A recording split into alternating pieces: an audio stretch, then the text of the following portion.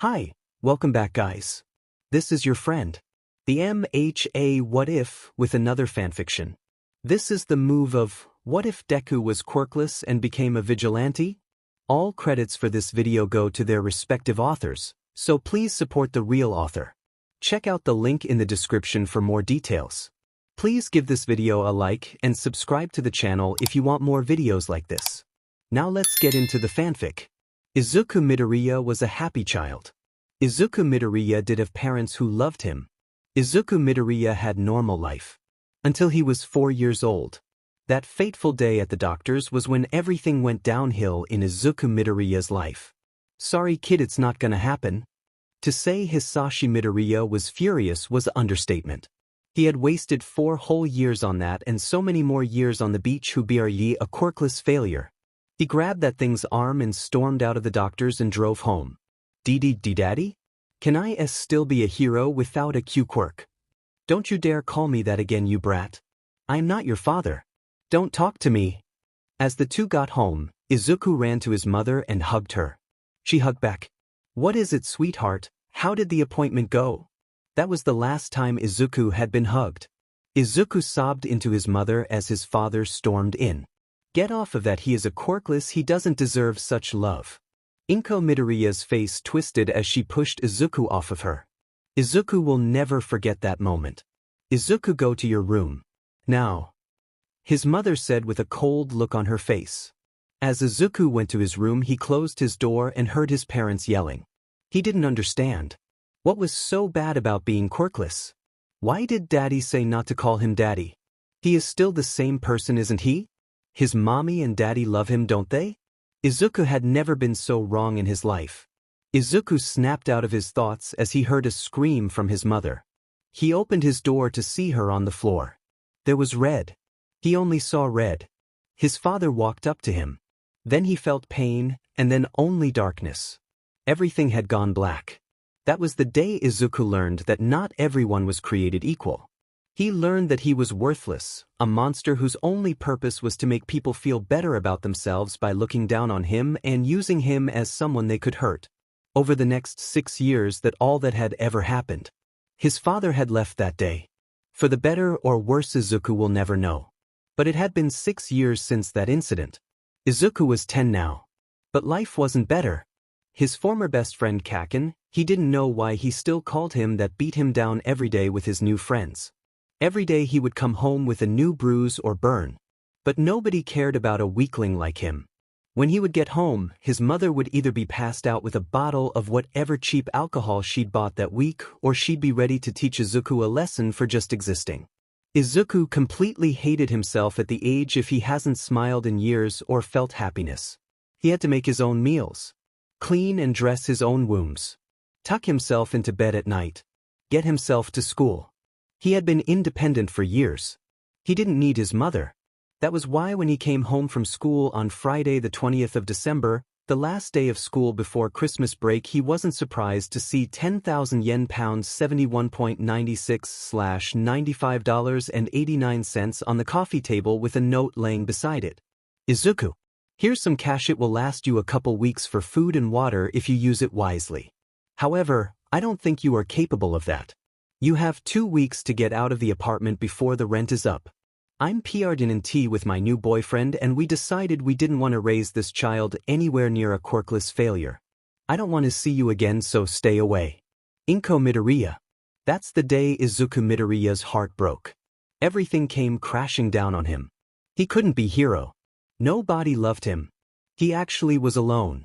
Izuku shouldn't be surprised, he knew this would happen sooner or later, but that didn't mean he wasn't devastated. Even when she hurt him so much he passed out in a pool of his own blood, even when she would punch him so hard he threw up. He was still sad because this meant he really was useless. Even as a punching bag he was useful for him. But now? He was completely useless. As much as he wanted to hate his mother he couldn't, because he knew he deserved this. His mum had finally snapped. Left him for dead. She didn't care. She had a new family now. He was about to be homeless with only 10,000 yen. He could never be a hero. Tears started pouring from his eyes until he collapsed, alone. He was about to be homeless with only 10,000 yen. He could never be a hero. Tears started pouring from his eyes until he collapsed, alone. The next day he woke up with the memories of the night before flooding back to him. He was on the floor beside the note. As he sat up, he pressed his head in his hands thinking about how a 10-year-old quirkless child would survive out there. Granted, it was his birthday in only a few weeks, but still. He stood up looking out of the window as the rain bounced on the floor. He groaned and walked over to the kitchen. Great, some old milk and an apple for breakfast. He sighed, rubbing his arm from his most recent burn. His mum had cleared out the house of food, so he had to figure out what to do fast. He turned back to look at the money sat on the table and signed again. Guess this is my life now. Over the next couple hours, Izuku analyzed what to do about his life. He had multiple choices. He could go to the police and tell them about everything that happened and how his mum had left, leaving him with barely any money and 2 weeks left on the rent. However, that would most likely end up in him going to some orphanage or foster home where he may be treated worse than his mum treated him, if that was possible. He could find his mum and try and convince her to take him back. However, he knew he didn't want to ruin his mum's life further or the life of his apparent unborn sibling. He could just be homeless, living off the streets and maybe get a job? This seems like his obvious choice, but how do you actually be homeless? He knew that was a stupid question, but he was seriously unsure of where his life was heading at this point. Then there was that option, but he knew she shouldn't think about that as much as he'd been told previously to do it. He doesn't think he could. And besides, he don't want to give everyone the satisfaction of knowing I caved into what they wanted of me. Izuku knew his best course of action would just to be homeless. He could figure it out, right? How bad could it be? He can research what to do at the library. Yeah, he can. It's fine. I'm fine. Izuku jumped up and grabbed his bag, not even bothering to change out of his uniform from yesterday, and headed to library. He had no idea how stupid he was, or how hard this would all really be. It had been 2 weeks. Izuku had spent his last 2 weeks figuring out what he should do. He had made a few arrangements, but there is only so much a soon-to-be 11-year-old quirkless boy can do in Tokyo. He had gotten a job at local coffee shop, and they only hired him because he had practically begged the owner to let him work there, telling him his mother was tight on money and he was 14, just small for his age.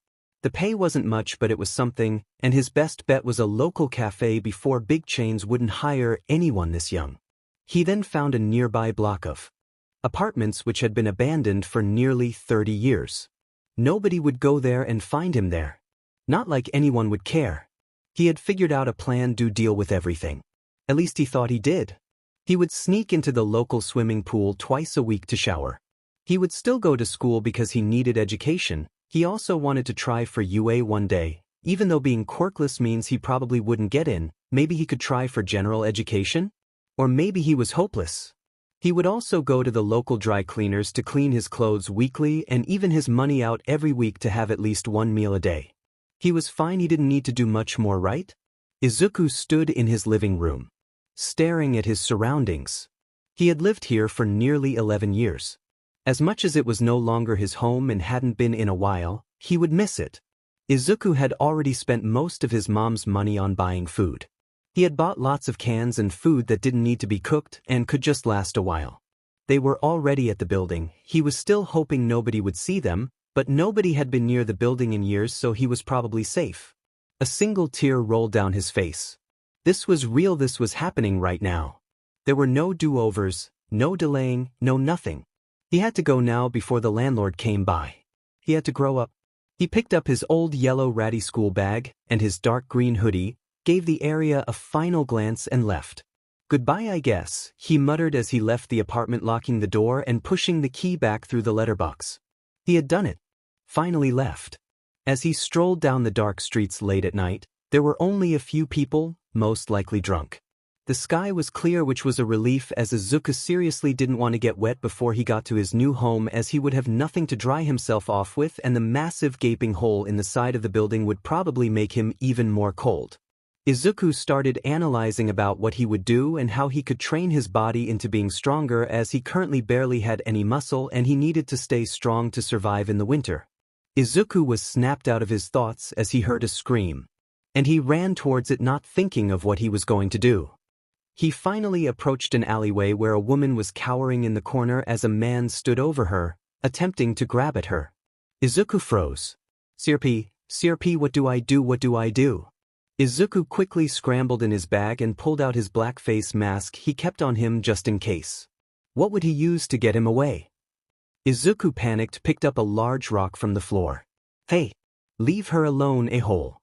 Izuku stood before him. He was violently shaking, but that didn't matter, he had to help the woman. Oh yeah, and what's a tiny kid like you gonna do about it? The man ran at him in a poor attempt to punch him. However, from the years of analysis, bullying and abuse, he had learned a few tricks and dodged. The man turned to him now, incredibly set off. You brat! As he charged at him again, Izuku freaked out and held the rock in his hand. It was really heavy for a rock, he thought to himself, but he didn't have time. So, threw the large rock at the man's head, making him fall to the ground. Oh shit, I just did that. I just knocked someone out. Izuku walked over to them and they were bleeding from their head. No, did I kill him? CRP, if I've killed him I'll be arrested too and I'll die in prison.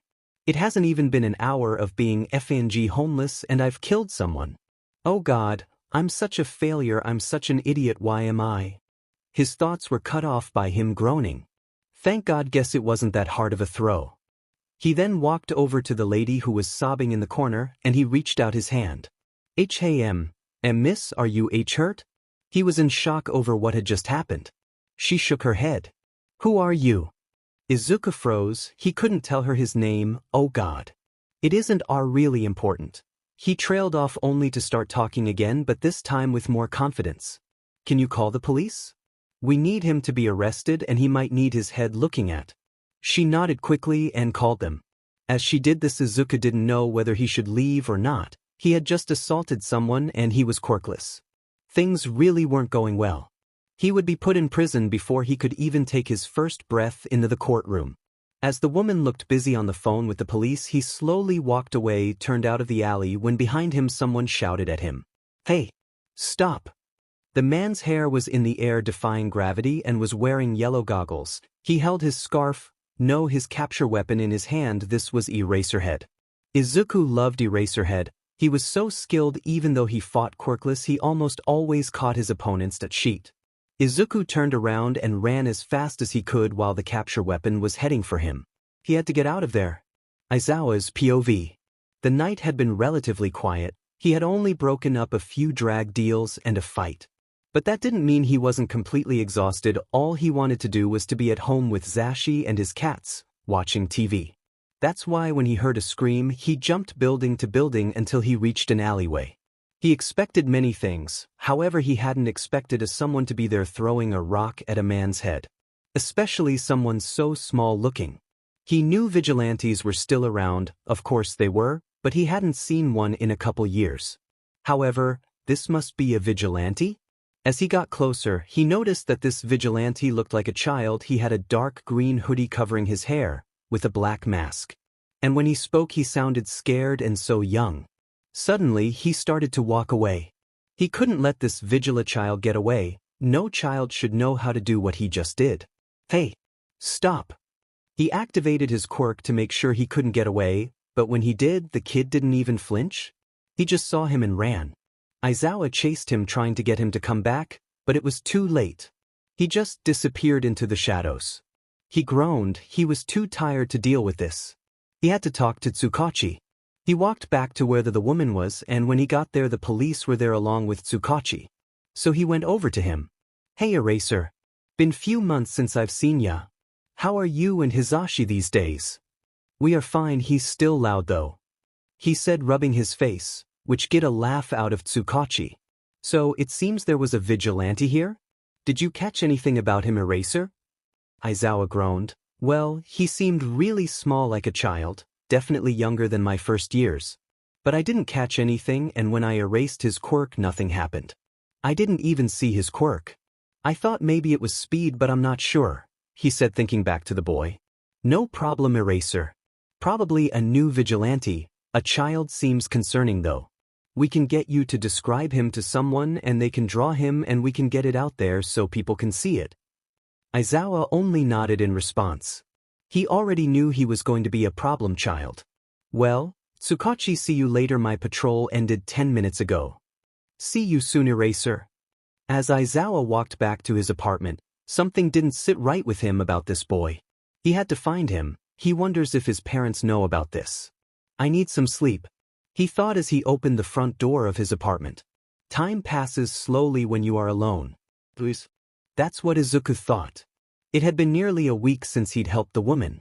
He had been homeless a whole week. It was hard. Izuku was adjusting to life and figuring out what to do.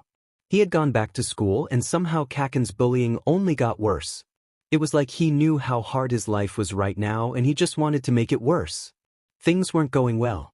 Izuku had also started his work at the cafe.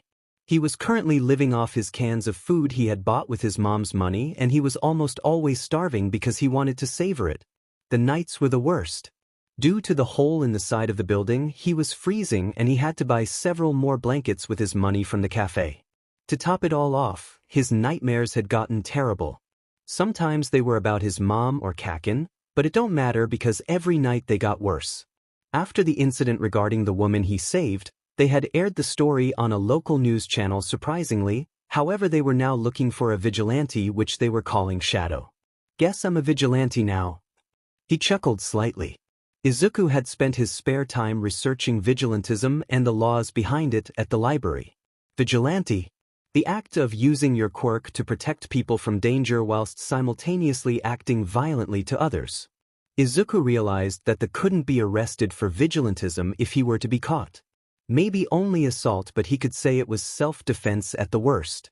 What was he thinking? He couldn't be a vigilante, could he? The more Izuku read up on the matter, the more they realized this is what he had to do. He could never be hero whilst being quirkless, he wouldn't get the chance, but a vigilante, easy. He could help people nobody would know, nobody would stop him. So, he decided to get his act together and train. Izuku had been going to Dagoba Beach for years now, even with all the trash lying around. But it was perfect. Izuku couldn't think of anything better to do to train. So, he, the timid quirkless boy, would clean this beach. Because besides, if he can't do this, he definitely can't be a vigilante. So he began training and his birthday soon passed, which he spent alone in his home being pathetic, crying about how he missed his mom and dad before he was diagnosed quirkless. But that didn't matter because he had had bigger things to do to make life better for other people. Soon days turned into weeks and weeks turned into months until it was October again. It had been about 10 months since he left his childhood home. Since she abandoned him. 10 freaking months. Izuku knew he was probably being stupid. He had spent the last 10 months training to be a vigilante or whatever you call a quirkless one at least. He had learned a lot though over the months. He could throw knives now, so that was cool. He had also cleared the entirety off the beach, even though he was probably severely underweight from the lack of nutrition he was getting, but he had serious muscles for an 11-year-old, so that was something at least. He had cleared every speck of trash off the beach. It had been a hellish 10 months. He had been working his part-time job at the cafe, going to school, and training every day. He knew he was insane, but it would be worth it if he could just save even one person. He had also decided that if anyone asked, he would continue with the name Shadow. He'd also gotten his costume ready, if you could call it that. It was cheap, but he liked it. He had saved up and bought a new dark green hoodie which had a large hood so he could hide his messy green curls. He had his black fabric face mask which layer over his face so you could only see his emerald eyes and some freckles. He was just going to use his red high-topped shoes and he had dark green bottoms which matched his hoodie. Izuku had wanted a voice changer, but barely having enough money for one meal a day made it difficult. Izuku was ready. He was finally going to help people. After all his training, he could do it. He could save others, and Izuku couldn't be more thrilled. He could finally have a purpose. Months later. Aizawa's POV. About 7 months ago, Tsukachi had called him to the station about case that had him involved when it first opened. Shadow is back on our radar. What? That kid who saved that woman nearly a year ago? He was too tired for this. Yes, apparently he has been active again for maybe a month now and has stopped over 50 crimes from taking place. Honestly, he is doing a good job. However, the chief of police has requested we bring him in. So, we need you to capture him, or you could gain his trust or something. I don't really care how you do it, but it needs to happen soon. We should also figure out who his parents are and inform them that their son is doing something so reckless. Aizawa sighed. He hated bringing kids in sheet because they were so young. However, he remembered the trembling boy from all those months ago and he knew he had to help him somehow. Maybe he was just trying to act rebellious against his parents or something? Why do I have to do it? He asked even though he knew he would anyway. Because you were on the case when it opened, and you are good at being sneaky. Maybe you can catch him easily or something? Fine. He mumbled walking out of his office. That was why right now he was fighting alongside Shadow taking down a trafficking ring. He had tried capturing the kid on multiple occasions but had always slipped out of his grasp. So he had decided to try get him to trust him. He didn't even know if this was about the case anymore, he just wanted to help the kid. He had begun building some kind of trust after a couple months of just trying to capture him when he discovered it would be impossible. It started out with simple conversations but Shadow never gave much away. 3 months after Eraserhead was assigned to Shadow's case. Eraserhead was jumping from building to building when he saw Shadow perched on a roof. Shadow flinched when he saw him and was about to run away. Kid, wait. I'm not gonna try take you in, you're too slippery, I couldn't catch you even if I wanted to. He sighed and Shadow looked back at him. Oh really, I'm too fast for the pro hero Eraserhead, too bad really. Shadow laughed but Eraserhead could tell he was shaking. Guess you are, kid, he sighed and sat a few meters away from him on the ledge off the roof. Why are you doing this? You seem young, you have potential. Why don't you become a hero? Do your parents know about this? Shadow looked at him. Bold of you to presume I have a family. He laughed nervously. Eraserhead looked at him with concern. Kid. I'm fine, family just let you down anyways. He laughed again trying to brush it off.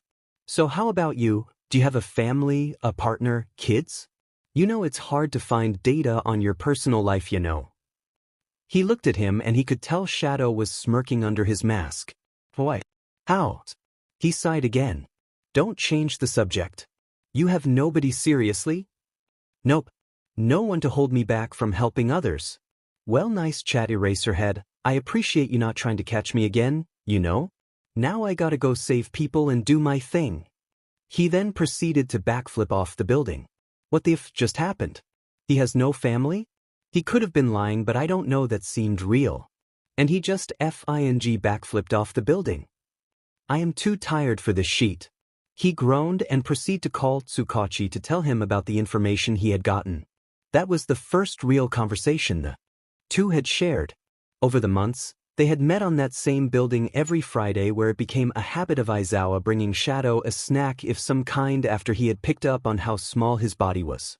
They had also often taken down many illegal operations together and stopped various other acts from being committed. Over the months he had learned more about the kid. The way he would flinch when anyone got near him. How he would often make jokes to put himself down. How he apparently couldn't be a hero for some unknown reason. How he clearly didn't have any family or friends to rely on. There were also things he didn't know.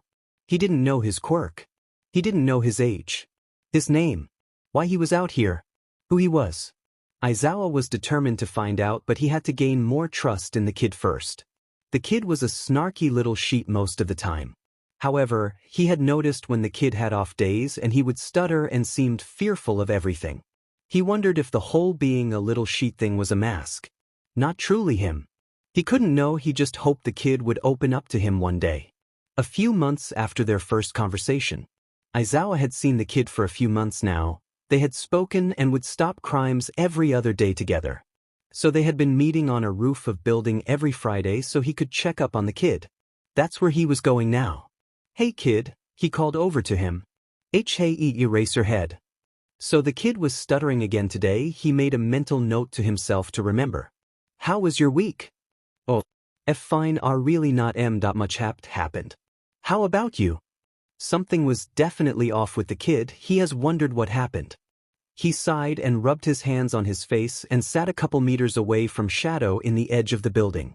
Aizawa pulled out a small bento box from his carrier bag as he had just been to the supermarket. Do you want it? The kid looked unsure and confused.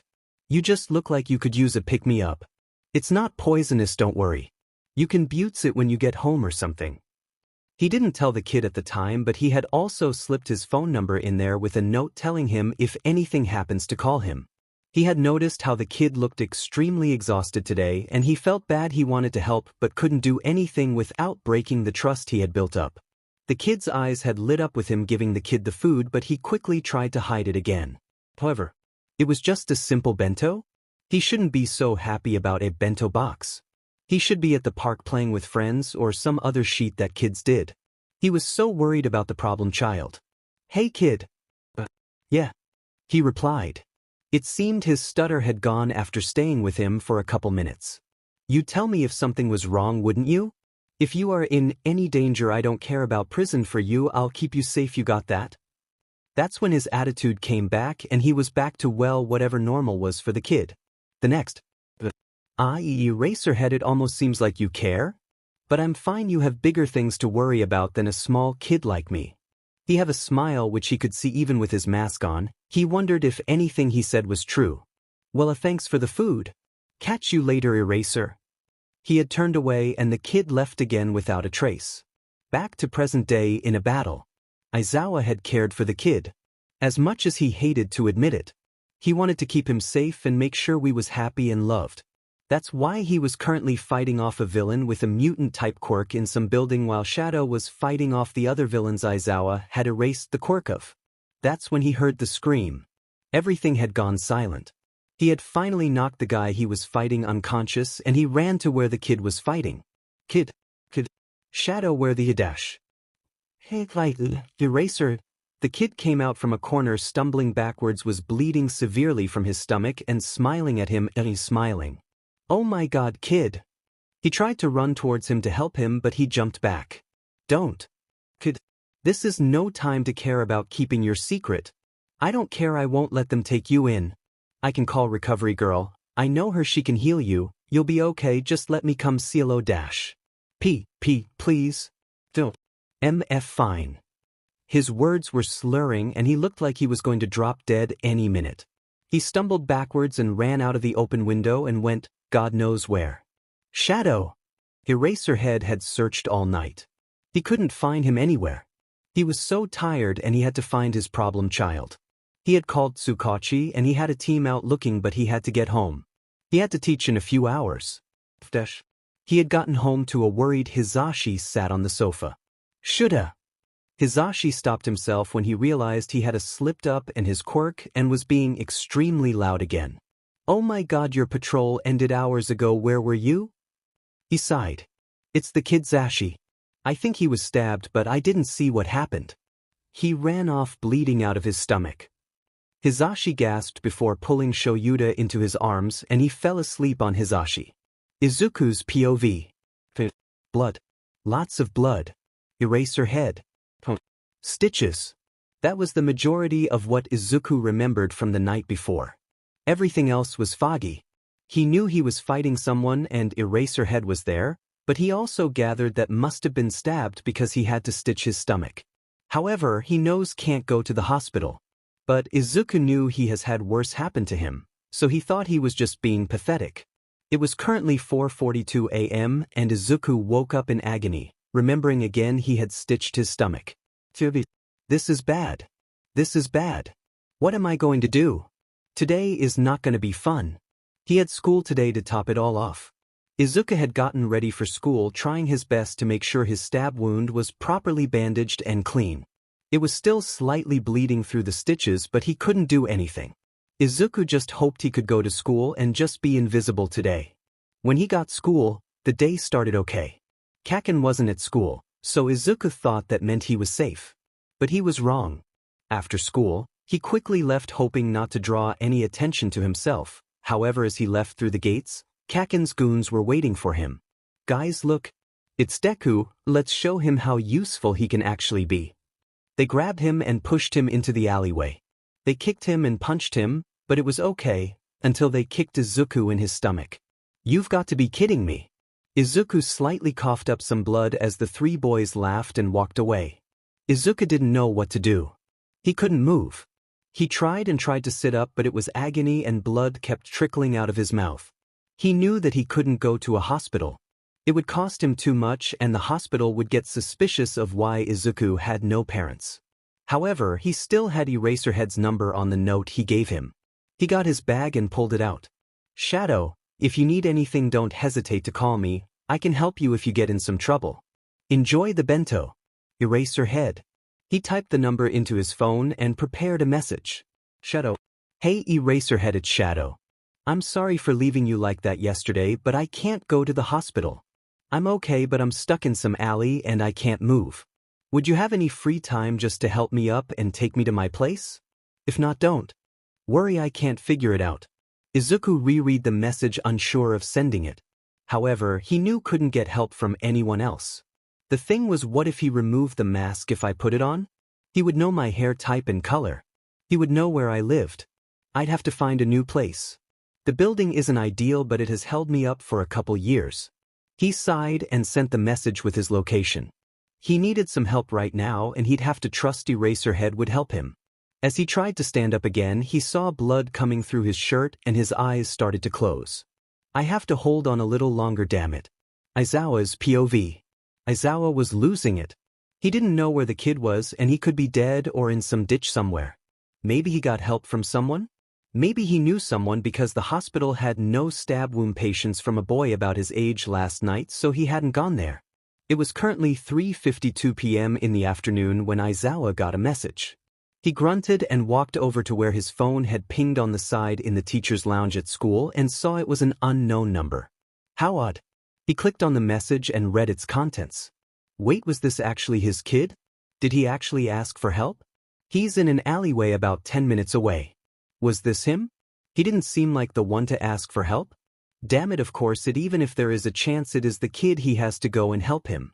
Luckily school had just ended, so he quickly scribbled Hisashi a note and left it on the side. He had to find the kid. About 9 minutes later, Eraserhead had found he alley from jumping roof to roof. There was kid with big green, bushy hair laid on the floor with a mask on. He knew it was him. He jumped down to see him with his eyes barely open. "Hey Eraserhead, you actually came?"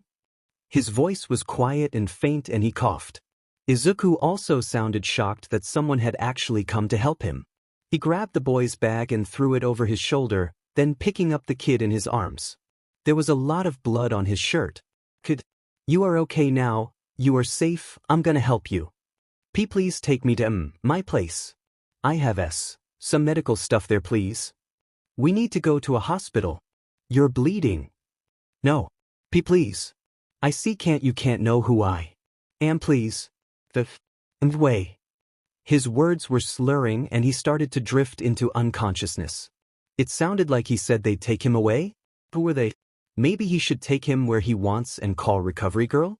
Or maybe he did have the right stuff. "CRP, what should I do? Kid, I need you to stay awake. Where's your house? How far is it?" "It's a couple minutes way. The big old AA abandoned building near the local coffee shop." He knew exactly where that was. He can't believe he lived there. "CRP, this kid." "Okay." He ran with Shadow in his arms, unsure of whether to take the mask off or not. The kid had trusted him so much to ask for help, and Aizawa didn't want to betray his trust. So he would hold off for now. He pulled out his phone as he was running and quickly sent Recovery Girl his location. Hopefully she would just come without question. He ran inside the building with Shadow in his arms and saw his belongings. His whole life scattered in front of him. There was no bed, no sofa, no fridge, no oven, bathroom. There was nothing. Shadow had some old blankets and pillows in a corner with a single bag with some clothes and some cans of food and bottled water on the floor. He then saw a bottle of some alcohol on the floor with a small blade next to it. He guessed the alcohol was to help with wounds, but the blade? He looked at the kid with shock and horror in his eyes. He hoped this didn't mean what he thought it meant.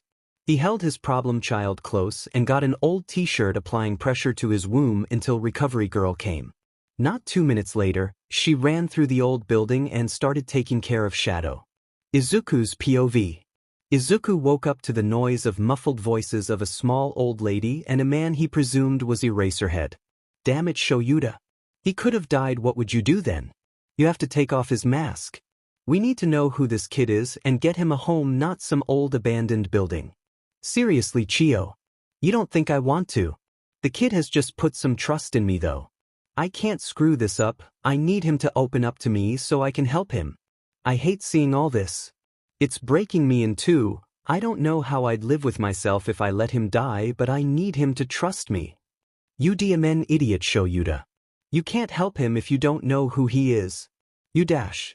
Then suddenly they stopped talking when they saw me, and the small woman looked at me as did Eraserhead. She smiled at him. Sweetheart, I'm surprised you are up. You should be on bed rest for a week at least. That was a serious injury. If I didn't get to you when you did, you could have died. Do you realize that? Izuku nodded my head slightly. Well then, here, have some gummies. They will help with your energy and you can be good as new in no time. She interrupted him. Now, I know this may be hard for you, but we now know where you live and your mask needs to come off. We need to know how to help you get out of this situation, but we can't do anything if we don't know who you are. She finished by smiling at him. Izuku started to walk backwards, heading for the hole in the side of the building. His mind started going a mile a second, thinking if all the ways he can escape the awkward situation. Well, I could tell them everything about my life and about my quirk or lack thereof, and they would instantly send me to an orphanage where everyone would hate me, and it would probably be like school but 24/7, and I can't handle that, and Eraserhead would probably hate me too if he found out the truth that I am quirkless. I could also jump out of the building. It is only 3 stories, so it wouldn't be too bad, but given my condition it could damage myself, but my knife wound seems to be gone, but I'm utterly exhausted. Oh yeah, that's right, that's Recovery Girl, maybe she healed me, and that's why I'm so tired. That makes sense, but oh my god, what should I do? I can't do anything but give up, but everyone already hates me. I'm so useless. God, how idiotic can I be? Suddenly Izuku couldn't breathe. It was like he was drowning, grasping for air. I need to breathe, damn it. Get off of that, he is a quirkless piece of shit, he doesn't if any affection. You annoying piece of shit. When will you learn you are nothing? Why haven't you killed yourself yet? Oh, did you guys hear? Izuku's quirkless, don't go near him, you might catch it or something. You want to be a hero when you have no quirk still. You are 8 years old. When will you learn you are nothing but a Deku? If you really want a quirk that bad, there might actually be another way. Just take a swan dive off the roof and pray you'll have a quirk in your next life. Suddenly every insult Izuku had even gotten from my father, mother, Kaken, and the kids at school came flooding back to him. Everything was foggy and he could only hear parts of sentences. Chio, leave. You are sending him into a panic dash. Take the mask off him, he can't breathe, he's dash. I know what to do, but I need you to go.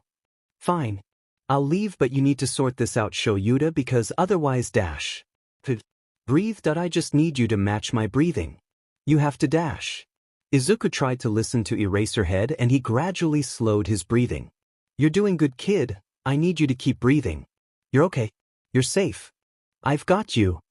Eraserhead pulled him towards himself, giving Izuku a hug and calming him down. This is so weird, I haven't had a hug in, well, a long time. I wish someone actually cared about me. He will hate me when he finds out what I am. I'm so sorry. Izuku felt awful, he felt like he was just wasting Eraserhead's time. Tears started to roll down his face. It's okay, it's not your fault, I'm so glad you told me where you were. I was so worried about you. You idiot, do you really think he'll care when he finds out you're quirkless? I should tell him. Rip off that band-aid. Izuku proceeded to pull away from the hug as Eraserhead looked at him smiling. Then, Izuku brung his hand up to his face and pulled off the mask. Aizawa's POV. Chio was such an idiot. Obviously he wouldn't take off his mask, he would just make some snarky comment and probably jump out of the window. At least that's what Aizawa thought. What he didn't expect was the kid to start walking backwards, hyperventilating like he couldn't breathe. Chio, you idiot. Look what you've done. Chio, leave, you're sending him into a panic attack. I can't believe you. It's not my fault, Shoyuta. It had to be said. Just take the mask off him. He can't breathe, he's having a panic attack, so a mask won't help his breathing. Do you think I'm an idiot? But he might get more distressed if we do that. I know what I need to do to help him, I've had my fair share of these. I know what to do, but I need you to go. Fine. I'll leave, but you need to sort this out, Shoyuta, because otherwise the kid will die before you know it, and then it won't matter who he is because he'll be dead. Chio Recovery Girl walked out of the building, leaving a few extra gummies behind and leaving the two of them alone. Then, Aizawa ran over to his kid and tried to help him. So, he slowly put my hand on his shoulder. Kid, I need you to breathe. You can get through this. I just need you to match my breathing. You will be okay. But you have to work with me here. Finally, his breathing slowed and he was getting calmer. You're doing good, kid. I need you to keep breathing. You're okay. You're safe. I've got you. Aizawa then held him close and hugged him, reassuring him that he is okay. Izuku then looked at him and quietly whispered, I'm so sorry. Then, silent tears started to roll down his face, stopping at the top of his mask. It's okay, it's not your fault. I'm so glad you told me where you were. I was so worried about you. Aizawa then held him closer until Izuku pulled away and Aizawa smiled at him. Then, Izuku raised his hands to his face and started to pull his mask away until it revealed a pale boy with freckles that scattered across his face with a singular scar across his left cheek. My real name is Izuku Midoriya. I am 13 years old. My mother and father have both abandoned me because I'm quirkless. He started to cry a lot now, burying his face in his hands, and to say Aizawa was shocked was an understatement. My real name is Izuku Midoriya. I am 13 years old. My mother and father have both abandoned me because I'm quirkless. He started to cry a lot now, burying his face in his hands, and to say Shota was shocked was an understatement. Aizawa's POV. Aizawa was shocked that the kid was quirkless. He thought he would have a speed quirk or some kind of intelligence quirk. He was just so good at analysis and he was so fast. But he didn't care he was quirkless, it made no difference. He looked down at his kid. Yes, his problem child that he would take care of. He doesn't care about the consequences. He loves this kid like he is his own. That's why when he looked down at the boy on the ground crying into his hands, his heart sunk. His kid should be happy. Smiling all the time. Have a loving family. A warm bed. A home. His kid shouldn't be this broken.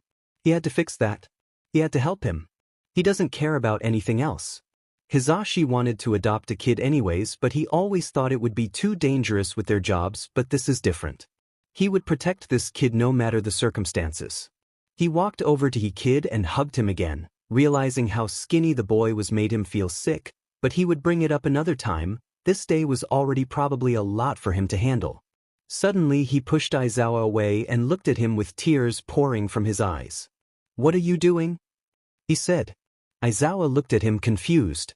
I'm trying to help you, kid. I don't care that you are quirkless, I'm gonna help you. You won't. I don't care what you say because it's all a lie. Nobody cares about the quirkless. I know you are just saying this to take me to the police and get me arrested. You do care that I'm quirkless. Everyone does. He said in a sad, emotionless voice like he's heard it all before. Aizawa hated this. He hated how society must have treated him.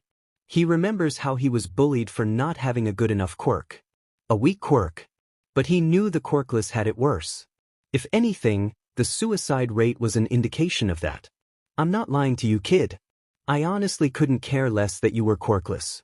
Your fighting skills are so amazing that you don't even need one. Hell, I basically fight quirkless. I'm not going to lie to you, I will need to take you to the police, but only to close the case and find out more about your file. But you can't even be arrested if I wanted you to be because you don't have a quirk, you can't be arrested. Shadow Izuku looked up at him. Why do you care? Nobody had cared about me for so long. What makes you any different? Aizawa got up and walked over to the kid, giving him another hug, allowing him to just cry on him. I don't know why I care about you so much, I just do. You are a truly amazing kid and I do want to help you. Izuku started crying even more at this point, but they just sat there for a while enjoying each other's company. Izuku's POV. Izuku was shocked at the man's reaction to his quirklessness. It was almost too unrealistic. He couldn't really care, could he? He wanted to believe him and everything he said. He did trust him. More than anyone else in his life, however it was just so new to him. He also wondered what will happen now. Would he get sent to an orphanage? Maybe be fostered by someone? Izuku truly didn't know. He would just wait for that conversation when it came to it. Izuku had now stopped crying and wasn't hugging Eraserhead anymore. They just sat there in silence now until he spoke up. "Kid, I know a cafe nearby. Is it okay if I take you? We can have some dinner even though it's a bit early and talk for a bit." Why okay thanks Eraserhead. "I'm not on duty kid, just call me Aizawa. Sorry I never told you before, but I guess it just didn't come up." "And no, it's okay, by the wa just cc call me Izuku, I don't like me Midoriya." "It's fine kid." Eraserhead Aizawa then led us out of the building heading to a cafe. However, it wasn't any cafe. It was a cat cafe. He knew Aizawa liked cats, but he never thought of him going somewhere like this. Aizawa took him inside and the woman looked like she knew him. "Welcome back. Would you like your usual table, sir?" "Oh yeah, thanks." "Is your husband not with you today?" She looked at Aizawa and then him. "Wait, what?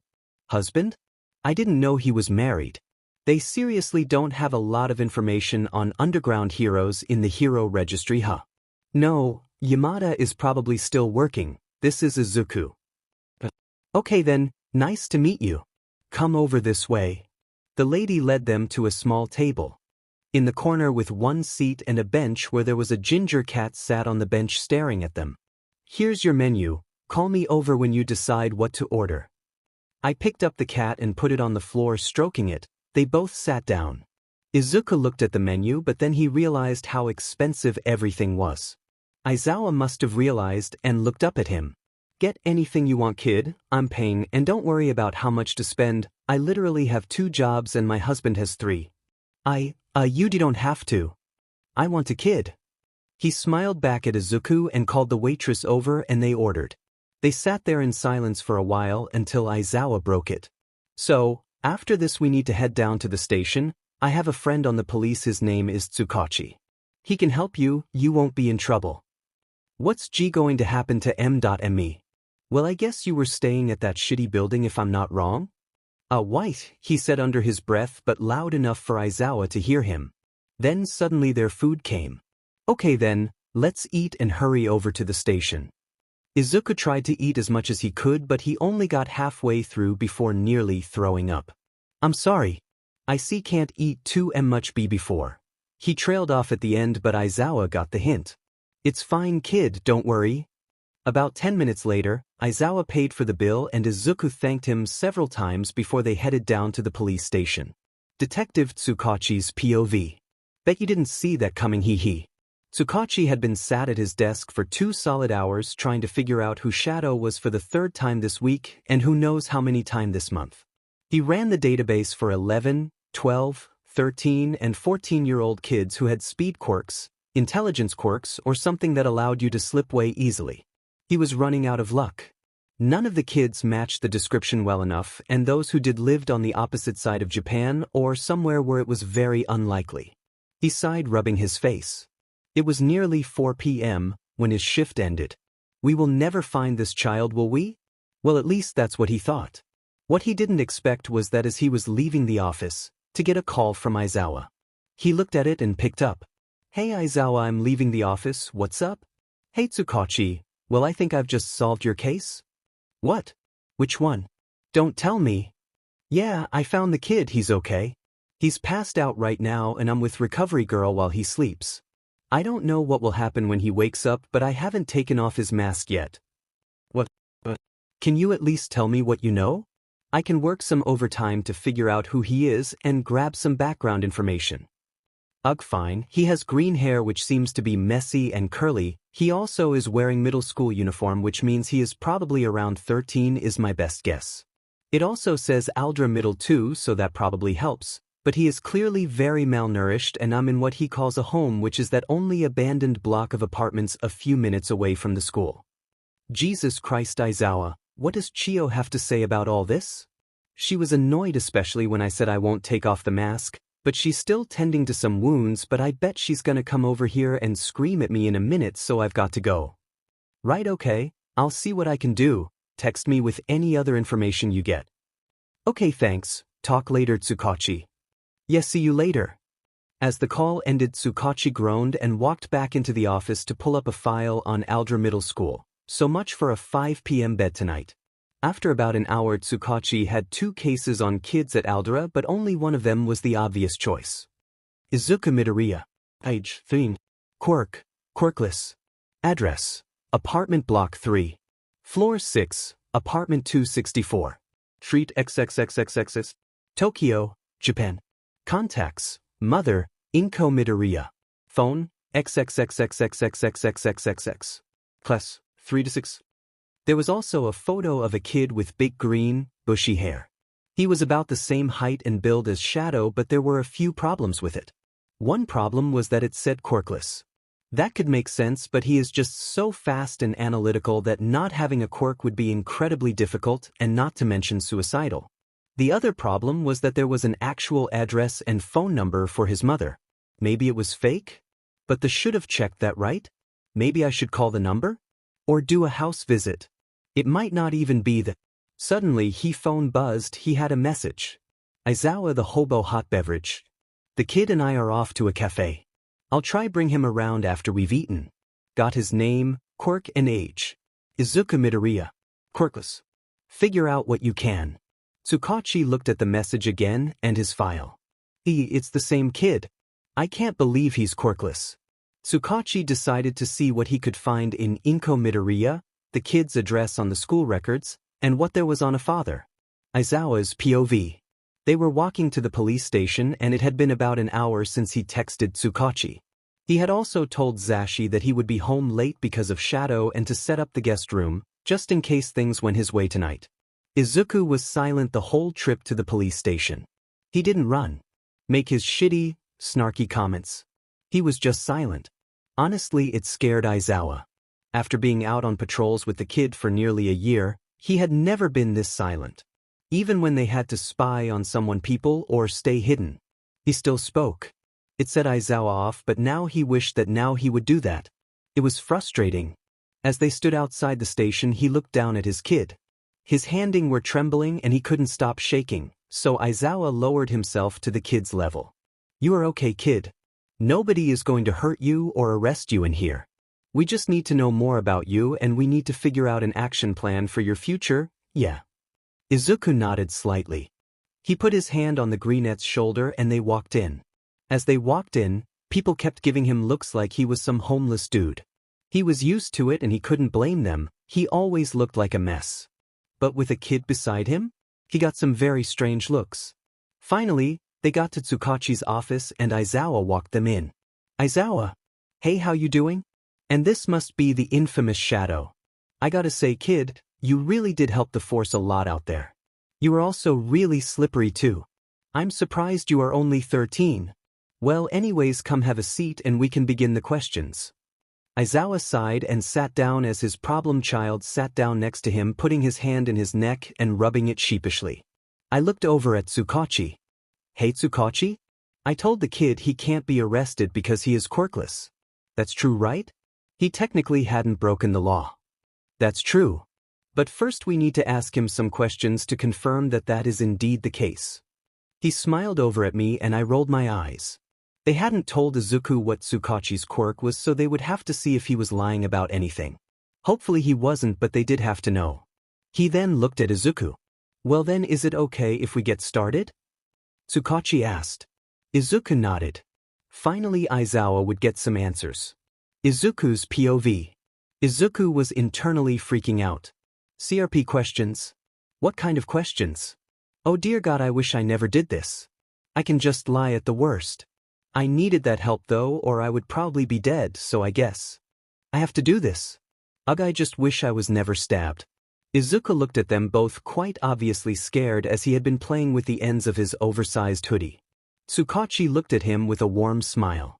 It's okay, kid, if you really don't want to answer a question you don't have to, but I advise you do so we can best help you. Izuku opened his mouth to talk, but nothing came out and he closed it again. Tsukachi opened a file and looked over it before closing it and looking at Izuku. Aizawa looked at him, offering a smile. Tsukachi's POV. BTW. The italics in this part are often Izuku's answers to the questions Tsukachi asks. Also the bold is Tsukachi's quirk. Tsukachi started with the questions. So then, please can you state your full name? Izuku and Midoriya. Good. Next please can you tell us your birthday, age, and the current school you are attending? It's January 4th, I'm 13 and I go to Aldra and Middle Estado School.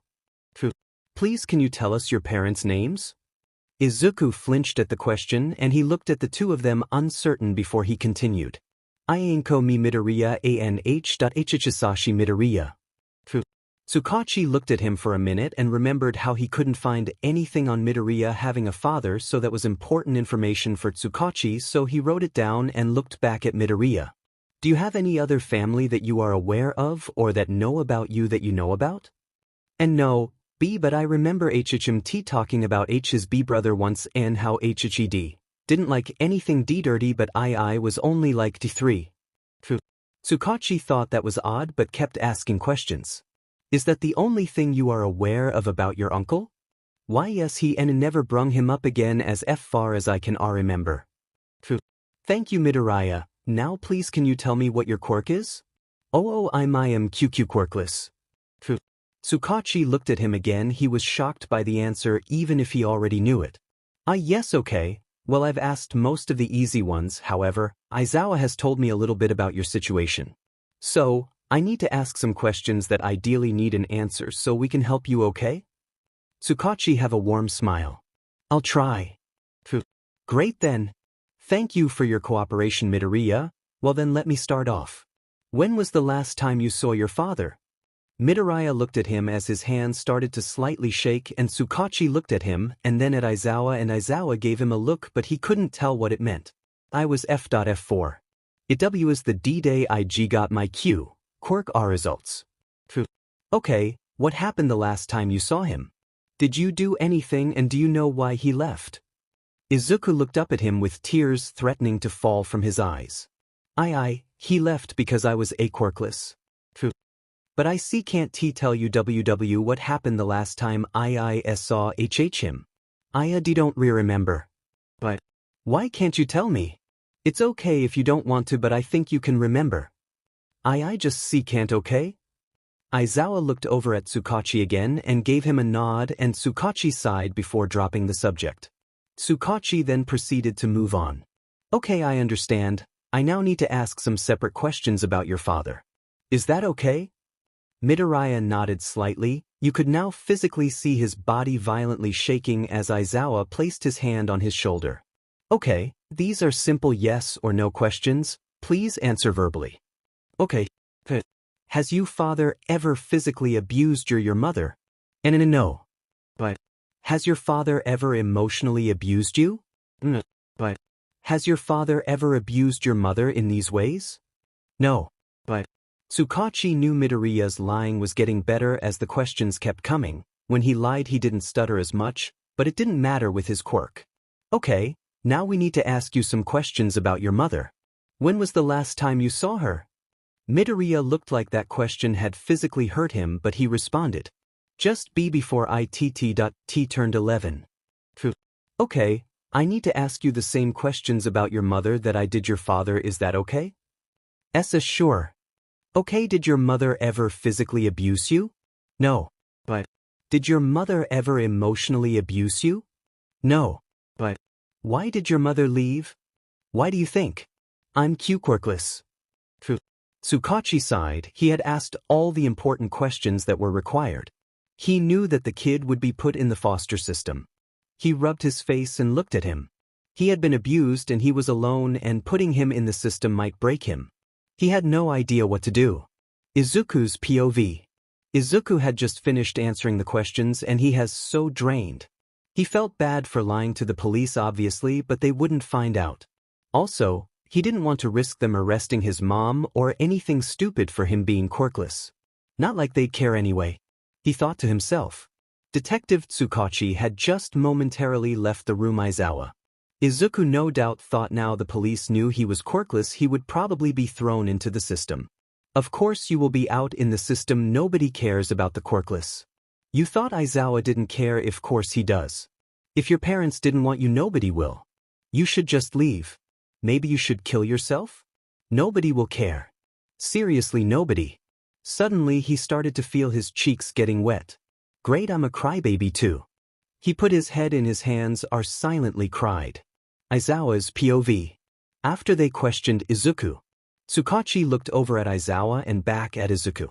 Hey Midoriya, me and Aizawa need to discuss a few things, but can you just sit here and wait for us? He nodded and Aizawa and Tsukachi walked out of the room. Aizawa impatiently questioned Tsukachi. So? Did he lie at all? Tsukachi sighed. He lied about a few things. His mom and dad have abused him physically and psychologically. His must have also abused his mom too, and he lied about remembering what happened on the day his dad left. This kid is going to get put in the system, Shoyuta. There's nothing I can do, but the system could break him. I didn't expect him to be so broken. Yeah, I get it. I can see it too. It's like when he's in the mask, he pretends to be someone else. This is the real Shadow. Look, I can't let this kid go into the system either. That's why I'm taking him home. He can live with me and Hisashi. I'm sure he won't care, and if he does then he can leave because I'm not letting that kid get hurt ever again. Wait, Shoyuta. You want to adopt him? Yes. Wow, okay. I think it's possible because, well, I didn't want to say anything earlier, but there is no record of his father anywhere, but now I have a name, I could find something, but, well, Inko Midoriya has been wiped from all records. She is only listed as his mother and it has a fake number for school contacts. I can't find anything on her. Sheet. Do you mean she has erased herself from existence? Pretty much, yeah. Well, it will take a few days to process Izuku's status and then to process your adoption. You do have an emergency foster license though, right? Yeah, I can use that. I'll text Hisashi now and let him know what's happening. Okay, but what do we do about his past abuse? CRP, I don't know. If Inko and Hisashi are completely gone, then we can't make them pay. He also doesn't know your quirk. That's true. Shall we tell him my quirk and that we know? Yeah, let's see how it goes. Okay, let's go see him. As they walked back to the room, Aizawa texted Hisashi. Message to Loud Bird. Hey Zashi, look, remember Shadow? Well, I've found him and let's just say it isn't pretty. He is homeless and his parents abandoned him. He is quirkless, but that doesn't matter. I'm bringing him home and we will adopt him. I need to protect my kid. He put his phone away and walked back into the room with Tsukachi. When they both walked back into the room, Izuku jumped. He quickly hid his face and started wiping it. Aizawa could tell he had been crying. They both sat down and Tsukachi decided to start the conversation. So we have been talking about what to do. And I decided to tell you my quirk. Well, it's called lie detector. I know whenever somebody is lying to me, almost like someone is in my head telling me either truth or lie. Izuku's POV. Sheet. He knows I lied. Oh my effing god. I can't believe it. Out if anyone to question me? What do I do? I'm such an idiot, I should have just bled out earlier and not asked for help. Izuku was cut off from his thoughts by Tsukachi interrupting him. It's okay, kid. We understand you must have gone through a lot, but we can't find anything on your parents, so we can't actually do anything. I'm so sorry. Izuku looked at him again, unable to speak for a moment, completely shocked, until Tsukachi spoke again. Look, in these situations we would often send you to Dash. You're sending me to an orphanage, aren't you? He interrupted Tsukachi. You just want to get rid of I understand. I'm quirkless, you don't want to be anywhere near me. Izuku stood up and looked like he was about to leave until Aizawa grabbed his hand. Sit back down, problem child. We don't want to get rid of you because you are quirkless. If you listen to what we say, you might understand that you are not going to be put in the system. What? You're not sending me there? Then what dash? Well, would you want to come home with me? Me and my husband would love to bring you home and you can live with us. What? You're lying. I don't you understand. Izuku was confused. Live with them? What, like at their home? Why would he want to do that? I'm quirkless, seriously, what part of that do they not understand? I'm not lying. We have been meeting with each other for ages now and your real identity doesn't change a thing. I want you to come home with me. I can help you. I promise you'll be safe. Wait, about why your husband? I see can't put you two out like that. Why do you want me? Kid, you are amazing. Why wouldn't I want you? Izuku broke down onto the floor crying again, and Aizawa pulled him off the floor and pulled him into a hug before he could refuse, whispering into his ear. "You are safe. I've got you." Izuku hugged back. "Thank you." As they pulled away from the hug, Tsukachi was beaming. "Well, I'm so glad you two have worked something out. Aizawa, I'll get in touch with the paperwork in a few days, and if you ever need anything, let me know." "Will do, Tsukachi, thank you," Aizawa said. Izuku was just so tired and still processing what happened. Come on, problem child, let's quickly head over to the building to grab your stuff and then we can head home." "Okay." They both headed out of the station in silence, walking towards his building. Izuku didn't really know what to do. He had just accepted living in a house with pro-hero and whoever his husband was. He was scared but excited even if he didn't want to admit that. "I can't believe I'm seriously going through with this." Finally, they arrived and Izuku ran ahead of Aizawa, quickly grabbing a bag and putting his stuff in. He only had a few things he needed. He grabbed the few pieces of clothes he had, a couple blankets, his toothbrush and toothpaste, the little money he actually had, his notebooks, and finally his blades. He had his blades for when he felt terrible. Like he wasn't worth anything. Often when he felt like ending it all, but he had to help protect all the people he can, and it would be selfish to end it when there are so many people who do need help. So, he cut instead. He also had some alcohol for disinfecting the wounds, and honestly sometimes he drank a bit when it got really bad because sometimes it would help him fall asleep, being the insomniac he is. However, he decided to leave that because he didn't strictly need it and there wasn't much left. Finally, Aizawa had gotten up to him and luckily he had already packed and was ready to go. "Why, you don't need to come up to see me?" "Guess not. Let's go, kid," I called a taxi. "And is that all you have? Just a rucksack?" "Ugh, why, I didn't need much." He slightly laughed nervously and rubbed the back of his neck, and Aizawa gave him what looked like a sad smile, and they headed downstairs together and finally got in the taxi. Before he knew it, Izuku was stood outside the door to the apartment of Eraserhead. It was a small apartment block in a nice area of the city. It looked pretty expensive considering he was an underground hero. Izuku wondered what his husband did. Aizawa unlocked the door. "So kid, this is my apartment. I should probably let you know my husband dash." "Shoulda." Aizawa's hair flew up in the air again, and his eyes were glowing. "Zashi, keep it down. We don't want another noise complaint." He deactivated his quirk and closed the door behind them. Izuku stood there for a minute looking at Aizawa's husband. He looked familiar. Aizawa sighed and Hizashi looked at them both. "Sorry, Shoyuda. I was just excited is all. You must be the little listener. Sho has told me all about you. I'm so glad to finally meet you and I'm thrilled you are staying here. I'm Yamada Hizashi, but you can call me either for now, that's okay. I should probably let you know as well, I'm also Hero. My hero name is Present Mike." Holy shit. Aizawa is married to Present freaking Mike. They are the complete opposites, perfect if you think about it, but still. When I hacked in online, I couldn't find any relationships Eraserhead or Present Mike had, so it must be a secret. Oh wow, I can't believe you're Aizawa's husband. Midoriya Izuku, but please Jay, just call me Izuku. That's great, little listener. And yeah, I am. We've been married since we turned 20. So 7 years now. We decided to do it quickly since we both were taking the hero route, you know. We didn't want to waste time. But our relationship is only known by a few people like Midnight, the hero, the principal of Yua, Nedzu, and a few other heroes. Wow, I didn't expect this. Are really, you are be both as so different. Aizawa then looked down at Izuku and spoke. Yeah, we are a weird combination for a couple, I guess. I wish he was quiet though, then life would be better. He sighed. Hey, show you to no fair. You love me really? Guess I do. Well, come on kid, I'll show you around. Okay. Izuku took his shoes off and they walked further into the apartment. As you entered, Aizawa showed him around.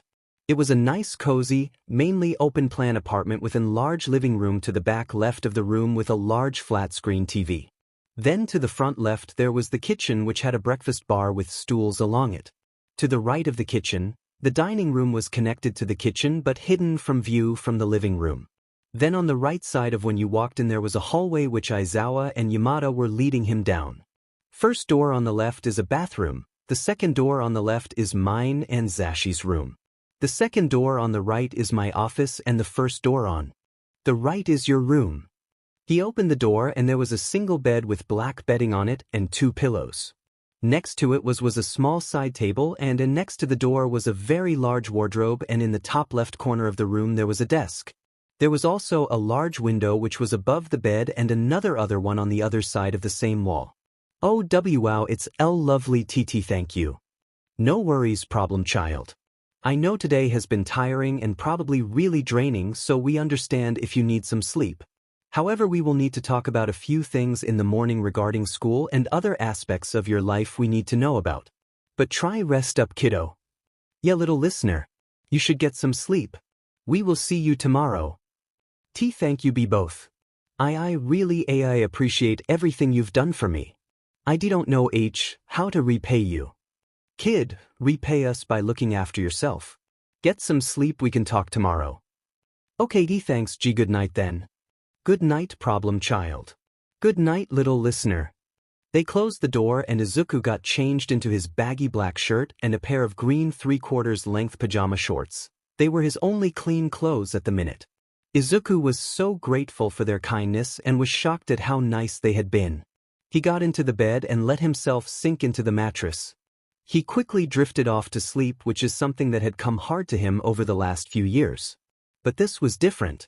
For the first time since he was 4, Izuku felt safe. He got into the bed and let himself sink into the mattress. He quickly drifted off to sleep, which is something that had come hard to him over the last few years. But this was different. For the first time since he was 4, Izuku felt safe. Izuku woke up to the smell of bacon. Wait, what? Where am I? Suddenly the memories of yesterday hit him like a bag of bricks. Izuku sat up in the bed, letting out a slight groan as he looked at the clock next to him. It was 10:38 a.m. I actually slept? For that long? I can't believe it. After about 5 minutes later, he threw on a hoodie so nobody could see his arms and he got out of bed and opened his door to see Yamada dancing to a song as he flipped bacon in the pan, and Aizawa sat at the small oak table in the corner drinking what was probably coffee with his hair tied back in a loose bun. Zashi, the kid is up. Little listener, please come take a seat at the table. I'm making bacon sandwiches. Hope that's okay. Why thank you. No problem. Zashi. It's too early, be quiet. Sorry, show. Izuku sat down at the table, awkwardly unsure of what to say. What do I do? They said they wanted to talk today? What does that mean? Oh god, I almost forgot. Yamada is making food, what do I do? I can't eat a lot yet. My stomach is still processing all the food from the cat cafe. Oh Sirpi, I feel awful. I shouldn't be so worried about what they think. I'll probably be kicked to the curb by the end of that day. Izuku let out a sigh, and little to Izuku's knowledge Aizawa was just sat there studying Izuku's actions. What's wrong, problem child? Anything I can help with? No. Is that a question or an answer? Why yes. Aizawa sighed and Yamada came over with breakfast. Yamada places 2 large bacon sandwiches in front of Izuku. There you go. I know it's not a traditional breakfast, but when I went to America they had these everywhere. Personally, I love American food. If you don't like it though, I can make you something else. And no, it's great, thank you. He tried to give them a smile. All 3 of them were eating in silence. It was very uncomfortable silence, like they all had something to say but they were scared to talk. After Izuku had gotten halfway through his first sandwich he started to feel sick when Aizawa spoke up. So, kid, all 3 of us need to have a talk about what is going to happen moving forward. We also need to have some other discussions which might be hard for you. However, we need you to talk to us. Got that, problem child? Why yeah. So why don't you start? Start W? Your life story, kid. What happened to you? Obviously we know something that has happened due to Tsukachi's quirk, but we need to know exactly what happened. But it's okay, little listener, if you don't want to tell us everything, it's okay. But we are here to help you and we want you to talk to us. Izuku sat there staring at them with a blank expression on his face. Talk to them? They shouldn't care. Why? Izuku didn't stutter. Because we dash. Bullshit. I don't know why you care. Haven't you heard anything I've told you? I'm quirkless, useless. Why? I just don't understand. Izuku was once again on the floor crying. He was just so confused. Why did everyone hate me? Now apparently these two think they don't? What's happening? Aizawa's POV. Aizawa was at a loss. He didn't know what to say. He didn't know what kind of hell this kid has been through. He has to make him feel better. He has to try. Everyone must have told him he was nothing. He thought to himself, and then he thought, I'm going to kill every last son of a bitch who ever dared to hurt my kid. He looked over at Yamada, who looked back at him, indicating to go over there and hug him. So he did just that. He jumped out of his seat and held his child on the floor where he was sobbing. He could feel his heart break for him. He loved this kid so much. He just let him cry onto him even as he helped him up and moved him to the sofa where Hisashi was going to join them. Finally, they had all made it to the sofa with Izuku sandwiched between Hisashi and Aizawa, where silently, tears rolled down his face. Aizawa just watched, rubbing the kid's back while his breathing slowed and he stopped crying. He was then shocked by what had come out of his mouth next. I was a happy kid. My parents did love me. I did have a normal life. It was great. We would go to the park. We would go to fairs, stay up late and watch hero documentaries. I played dress up with my All Might onesie and pretended to save my parents. That's about all I can remember. I was 4 after all. A couple months after I turned 4, my parents were concerned my quirk hadn't come in yet, so they took me to the doctor. That was when I learned the truth. I was quirkless. My father was horrified. He took me home, and on the way back he called me awful things and said he wasn't my father anymore. When he told my she was disgusted too. She couldn't believe she had BRD, a quirkless child. That's when Hisashi, my dad, got violent. I don't remember much, but they told me to go to my room and my mother screamed. When I saw her, she was nearly dead on the floor. Then all I remember was intense pain and it went black. At the hospital 2 days later, I woke up. I had 2 broken bones, I think, and a large burn across my stomach. Izuku had lifted his shirt for Aizawa and Hisashi to see. The scar had faded, but you could see where it had been. There was also an alarming amount of other cuts that had littered his stomach along with all the ones on his legs he had noticed, but he hadn't seen anywhere else yet. He was honestly horrified at what he had just heard, and he only wishes he could have helped him sooner. However, this was just the start of it. He had a feeling it was going to get much worse. Time skip brought to you by a lazy author. They had been sat there for 2 hours. 2 hours. By the end of it, Aizawa was ready to rip someone's head off. He was furious. Izuku had just sat there and told him and Yamada about some of the worst moments in his life. Aizawa knew there was probably more, but he was surprised about the amount he had actually told them. If this isn't it all, then what else is he hiding? He mentally thought to himself. Izuku had told them the horrors of his childhood and what his mother had done to him. How she once beat him so bad he couldn't move from that one spot for 2 days. How she had actually stabbed him on multiple occasions, but the worst one being when she stabbed down into his thigh, where he still had a large purple line they traced about 5 centimeters across the middle of his left thigh. How she had thrown her bottles of alcohol at his head when he got home from school. How she would refuse to feed him and left him to fend for himself most of the time. How she would kick him in the stomach so hard he would vomit and vomit blood. How even when she left him, all she left was barely enough money to cover a week of food. How he then knew nobody liked the Quirkless, so he could never be a hero and decided to be a vigilante. How he actually found his shitty building he lived in, and how he trained for months on end to prepare for being a vigilante. And finally, how he met Aizawa. By the end of it, Izuku couldn't keep going. He saw how drained his kid was, and that's why he currently has his head resting on Hisashi's lap while he played with his hair, and how he was curled up into a tight ball. He needed to tell Tsukachi about this and urge him to find Inko and Hisashi Midoriya because Shoyuta needs to make them pay soon. So, he got up from the sofa, kissing his traumatized husband on the cheek and making the call. This was one call he wasn't looking forward to. Hisashi's POV. Hisashi was completely and utterly shocked. My little listener suffered all this time and didn't tell anyone? He was so glad Shoyuta had brung him home. He would make Izuku have a childhood he deserved and help him through everything. This may had only been the second day he had met him, but he already wanted to protect the kid with his life. He ran his fingers through Izuku's untamed hair and kissed his sleeping forehead. Sleep well, Izuku, it will be better now. I promise. Aizawa's POV. Aizawa was so tired and quite frankly horrified at the realization that Izuku was abused more than he could ever if possibly thought. He is such a good kid. I can't believe this isn't even all of it. He sighed and picked up his phone and dialed a number on his phone. Hey Tsukachi, is that you? Shoyuta. It sure as hell is. You okay? Did something happen with the kid? Yeah, actually. Well, is he okay? Far from it, really. He sighed, unsure how he could go about the conversation. Oh. The kid has told us a bit about what happened. He did? Already? Yeah. Well, as we know, his parents abused him, but it's bad, Tsukachi. Sheet. There was a pause in conversation before Tsukachi spoke again. Do you think he'd be willing to tell us anything about what happened? No, look. He was talking for 2 hours, Tsukachi. He was a crying, stuttering mess, and he had about 5 panic attacks during the whole ordeal. He sighed before talking again. I don't think it's everything. But he has been through some shit, Tsukachi. This kid isn't the shadow I met on the rooftops. He's the opposite, actually. He must have just been putting on a brave face, trying not to show any of his real emotions.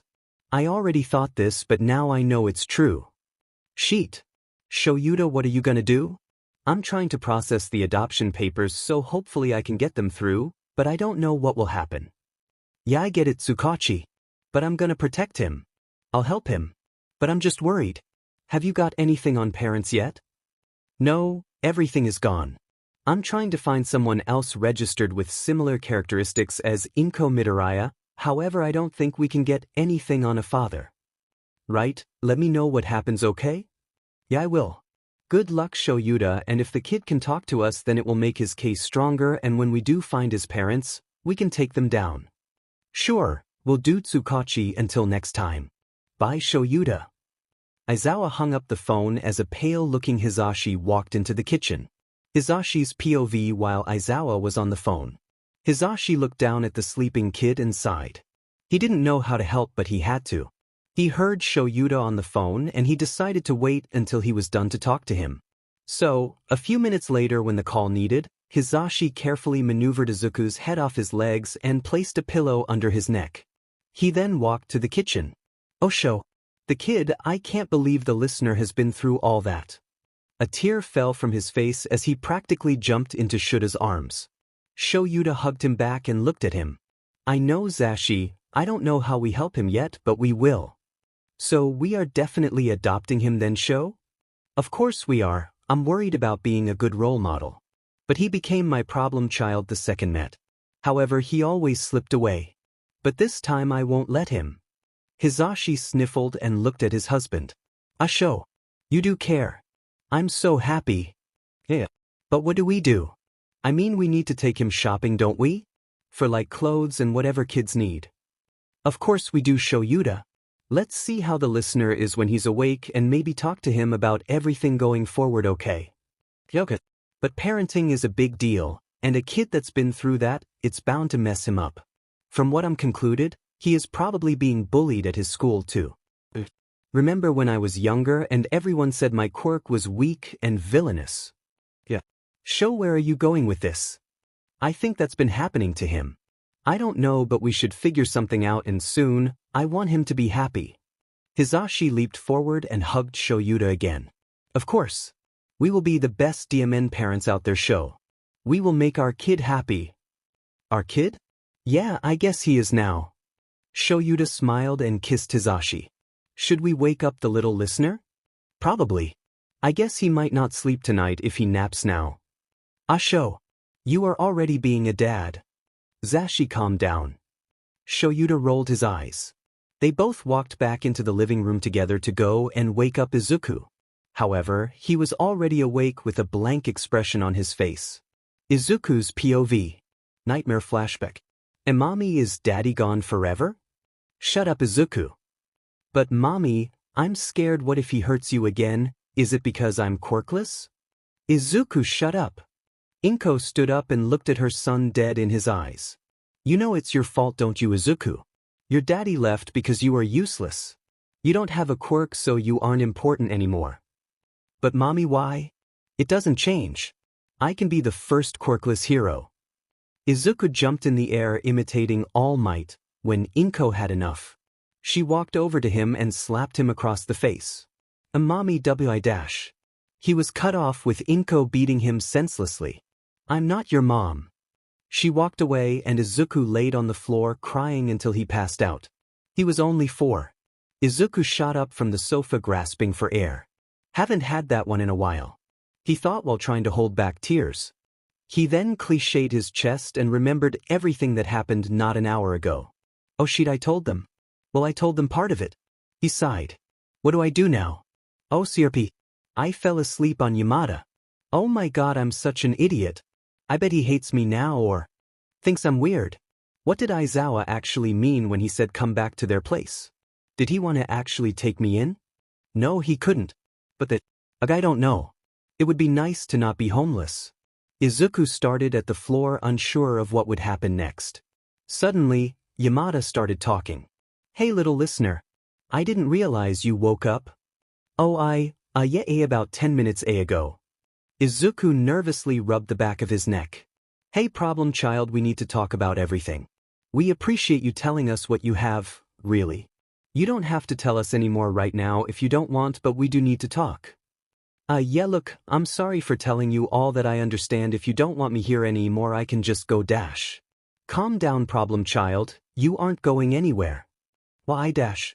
Yamada and Aizawa sat down on the sofa beside Izuku, once again sandwiching him between them. Izuku just sunk backwards into the sofa. Well little listener, we have been talking and Aizawa sighed. Geez Zashi, the one time you actually need to speak, you are at a loss for words. Look Izuku, we want you to live with us. We have Tsukachi processing some adoption papers. What? Why? Because little listener, we want to help you through everything. We want you to be part of the family. Zashi BF quiet. The neighbors. Sorry show. Izuku sat there frozen. He didn't know what to say or do. Silent tears just once again streamed down his face with his jaw slightly dropped. Yamada and Aizawa looked at him. Aizawa spoke first. Hey kid, what's happening? We need you to talk to us. Yeah little listener, it's okay, you don't have to stay if you don't want. And no Izuku held his head down and was crying. I want you to adopt me. I want a family. I don't know if that's selfish or wrong, but I want a nice family. Izuku had completely broken down at this point, crying into his hands. Aizawa and Yamada both shared a sad glance and then placed their hands on Izuku's shoulders. Problem child, it's not wrong nor is it selfish to want a family. You deserve a family. That's why we want to help you. We want to make you feel welcomed and happy. Yeah little listener. We really want you to stay with us. Yamada then started to cry happy tears too. That then led to them all falling into a large hug whilst Izuku and Yamada calmed down crying, and Shoyuta held back tears. Izuku was happy for the first time in years. Time skip brought to you by the Doritos that just fell off my bed and all now over my carpet. A couple hours later, they had finished talking about most of the technicalities and Yamada and Aizawa had spoken to Izuku their job at UA as teachers and asked Izuku if he wanted to be a hero. He said yes. So, they told Izuku they would train him, help him become the world's first quirkless hero. With Aizawa as Izuku's mentor, hopefully he could achieve his dream. They had also spoken about school. They asked him how it was and if he was bullied. Izuku lied. He told them it was fine. However, Aizawa and Yamada picked up on the fact his stuttering got really bad and he flinched at the word bullying, so they decided to figure that out later. It had been nearing 6 p.m., and after the long day they had all had, they decided to order some takeaway. Izuku told them he hadn't actually had one in a while, so Yamada made it his personal duty to get Izuku every type of takeaway by the end of the month. Yamada had also discovered that Izuku hadn't watched a Disney movie since he was 4 and he didn't even remember what it was. So, they had decided to start watching them all starting tonight. They had also concluded that they would go shopping the next day to get Izuku some stiff for his room, some clothes and essentials despite his protests.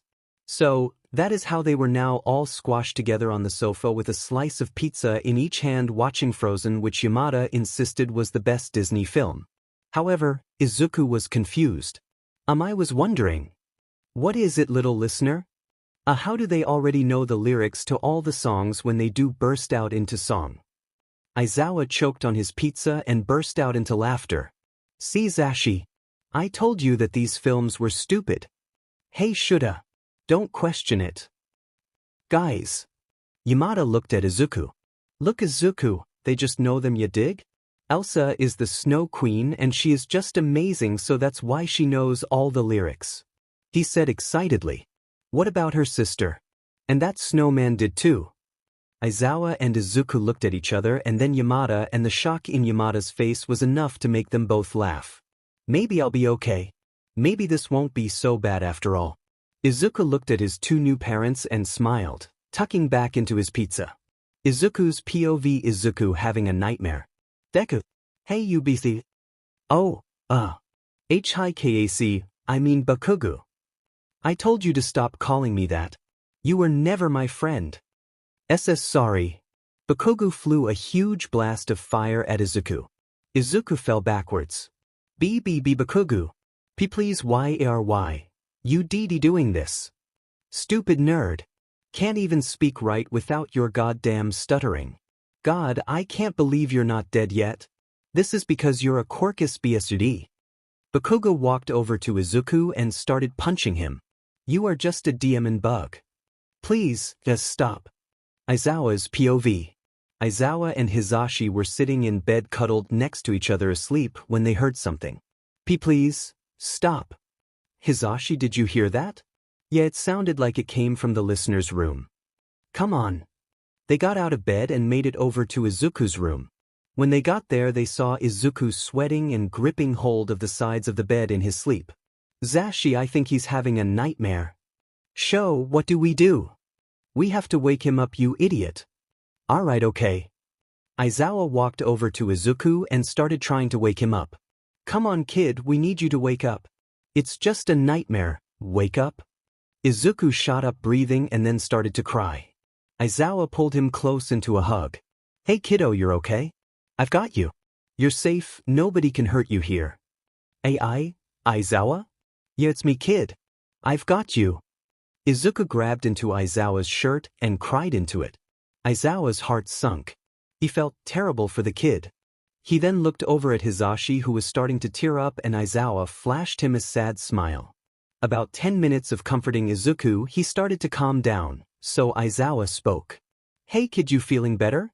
He nodded his head. So, can you tell us what happened? Izuku flinched at the question and turned his head away. Kid, if you don't tell us we can't help you, and before you start sprouting some bullshit that you don't need help, you do. And we want to help you. So please talk to us. Izuku looked at them both with tears threatening to fall from his eyes once again. It was just about something that happened at SS school. Aizawa gave Hisashi a worried glance. Aizawa had suspected that he had a hard time at school, but to be having nightmares over it? Aizawa was concerned. Izuku could see Aizawa's concern and spoke again. But it's not that bad. I promise. I'm just overreacting. You don't need to worry about me. He got quiet towards the end, but Hisashi and Aizawa still heard. Hisashi decided he should speak up. Hey look, Izuku, I may not have known you that long yet, but we do worry about you. We can't help it. We want you to talk to us. Please. You can trust us, we can help you. You can't help. I'm sorry, I don't mean to be rude. But please just drop it. It's nearing to midnight, why you should go back to sleep. Aizawa and Hisashi didn't know what to do. They were once again at a loss with Izuku. They had no clue how to help him right now in this state. As much as they couldn't help him right now when he needed it. So, Aizawa gave Izuku one last look before giving in to his wishes. You sure, kid? We don't mind, I can barely sleep most nights anyways because of my insomnia. Please, we just want to help you. I'm fine. Why you guys go? I'll go back to sleep. You said we were going shopping tomorrow anyways, so I should sleep. I'm so sorry for disturbing you. Aizawa sighed and ruffled Izuku's hair. It's okay, problem child, we don't mind. If you need anything, come get us, okay? Yeah, little listener, come get us for anything. We are always here for you. Thanks guys, good night. Good night, kiddo. Hisashi and Aizawa walked out of the room and closed the door behind them and headed back to their room, and Hisashi looked at Aizawa. Do you think he'll be okay, Sho? He cried on you for 10 whole minutes. It must have been a bad nightmare. I know, Zashi. I just don't know what to do. Let's just get some sleep. We are going out tomorrow like Izuku said. He should be fine now, but we can try to press the subject again tomorrow. You're right, Shoyuta. He'll be okay for the rest of the night. They didn't know how wrong they were. Izuku's POV after Aizawa and Yamada left. CRP, that was a close one. Oh my god, I can't believe they heard me. And I cried on Aizawa again. Why can't I even sleep normally? I want to be normal. Is that too much to ask? Why can't I have a quirk? Damn it, Kaken was right, that why aren't I dead yet? I can't think like that. Aizawa said he would train me, damn it. I can prove them all wrong. I can become a hero. Can't I? He said he'd help me get into UA, but the acceptance rate is less than 2%. I can't take it. Everything is changing so much. I don't know if it's good or bad. Oh my god, what's happening? Can they really help me? They seem like they care, but do they? I don't know. I'll figure it out. Izuku was so confused by everything still. He got out of bed and walked over to his bag of stuff from the building he lived in and dug around inside for something until he found it. He pulled it out and walked over to his bed with it in his trembling hands and then sat on his bed staring at it. His blade. Even a small piece of metal has helped Izuku more than most people in his life. So, he kept it even when he came to live with Aizawa and Yamada. He didn't want to disappoint them though or make them worry, so he wouldn't tell them.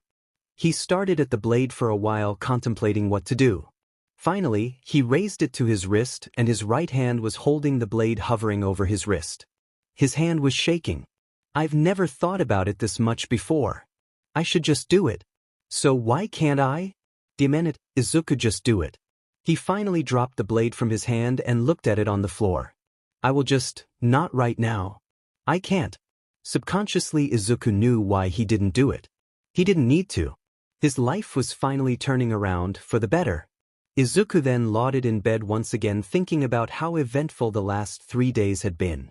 This was only his second night living at Yamada and Aizawa's, but he was grateful for everything they had already done for him directly and indirectly. The next day came quickly. However, with the lack of sleep Izuku had gotten, he was exhausted. So, when he finally heard Aizawa and Yamada come out of their rooms and go into the kitchen, he decided he should too, not realizing he had big bags under his eyes and how he looked like a mess. As he walked into the kitchen, he saw Yamada grabbing 3 bowls and some cereal for the cupboard. Hey little listener. How did you? Wow, you look as tired as shoulda. Izuku scratched the back of his neck nervously. Oh, do I? Aizawa looked up from his phone and picked up the coffee jug. Geez kid, you do look like CRP. You want some coffee? Why yes please. Sho. You can't give him coffee, he's 13. Zashi, be quiet. It's fine Yamada, I've been drinking it for years. What? Honestly Zashi, it isn't a big deal, chill out. Aizawa then got a mug and poured Izuku some coffee. Do you want it black or do you want some milk or something in it? No please, can I have it black? Sure kid. Izuku took the mug off Aizawa and sat down drinking it. Yamada looked at them both. You two are both so similar in the morning.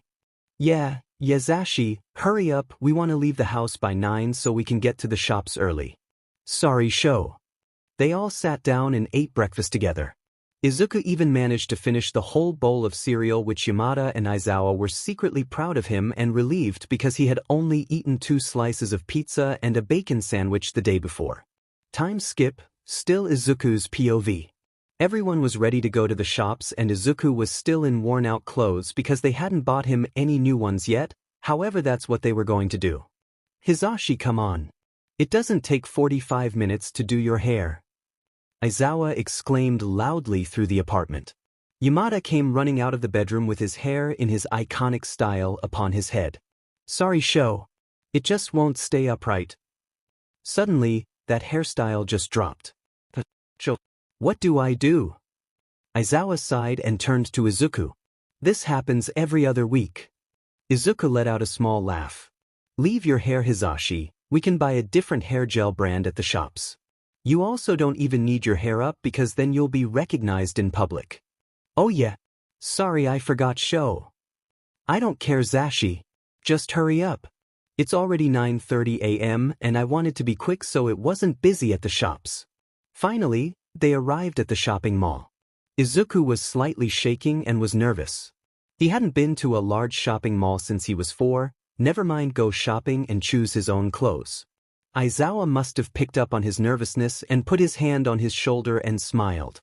It's okay, kid, we probably won't be more than a couple hours at most. You do want to get back home and watch some more movies, don't you? Yeah, I do. Sorry, thanks for bringing me. You don't need to thank us, problem child. Aizawa ruffled his hair and the new family walked in together with Izuku standing in the middle of Aizawa and Yamada. After about an hour they had already gotten Izuku some toiletries like shampoo and conditioner. They had also bought him lots of different clothes. Also, despite his protests, they had also bought him a fancy new book and a set of pens for his analysis and some gray paint to paint a wall in his bedroom. They had also bought more exciting furniture and some stuff to decorate his room. Finally, they only had one thing left to buy, shoes. All three of them walked over to the shoe store and walked inside. So, little listener, what shoes are you thinking? I can see you have some red high tops right now, but they are looking a bit worn. So, what shoes do you want this time? Izuku looked at them all and they all looked so expensive. Problem child, I can see you looking at the price of things again. Oh right, sorry. You don't need to apologize for everything. After about 5 minutes Izuku found another pair of red high tops, but these were in much better shape and looked completely different to his current ones. You sure you want the same ones, little listener? I'm sure. Izuku said with confidence.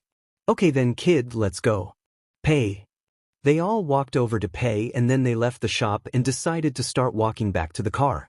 However, as they left the shoe shop and started walking, Izuku recognized a boy with spiky blonde hair and red eyes walking towards the three of them. It was Bakugu. Izuku was about to tell Aizawa and Yamada to walk the other way when the angry kid locked eyes with Izuku. Deku. Guys, let's go dash. Before Izuku could finish his sentence, Bakugu ran towards them, nearly tackling Izuku. Deku, you bastard. What the F are you doing here, huh? Kak and I. Who the F are these two losers with you? Why aren't you with Auntie Inko? Izuku flinched at the name Inko, and Aizawa looked at Bakugu with anger in his eyes. Excuse me, but who the F are you? Don't you dare talk to my son like that again, or I will not hesitate to put you in your place. Aizawa flashed Bakugu a cold stare, sending chills down Bakugu's back. Come on Izuku, I think we should head back home now. Aizawa said to him in a more gentle voice. Bakugu didn't know what to say and was silent for a minute while Aizawa turned Yamada and Izuku around and they all started to walk away when Bakugu started yelling again. What is he talking about, son? He isn't your dad. Where the F is Auntie I? Don't ignore me, D. As they walked away, Izuku was violently shaking and Bakugu's shouts became muffled as people in the mall were all turning around to look at the scene that was caused. Finally they had gotten to the car. However, tears began to fall down Izuku's face again and he started gasping for air. He couldn't breathe. He was having a panic attack. Izuku could hear Aizawa and Yamada's voices, but they all felt so far away. Finally, Izuku's body gave way and he collapsed onto Aizawa.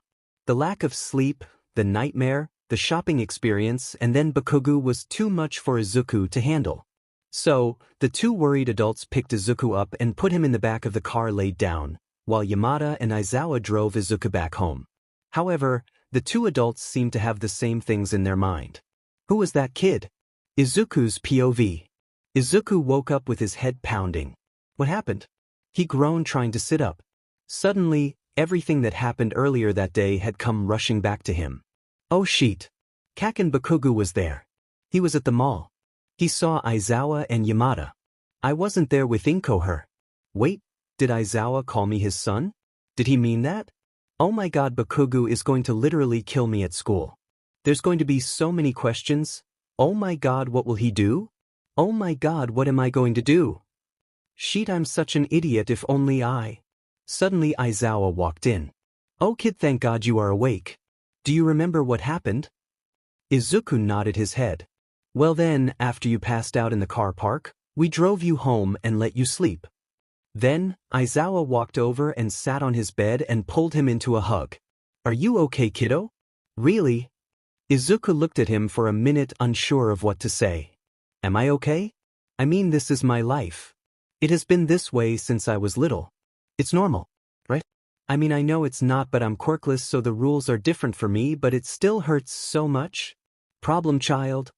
Oh, sorry, Izuku was silent once again, and Aizawa realized what he meant. So, he pulled Izuku into another hug while silent tears poured from his green eyes.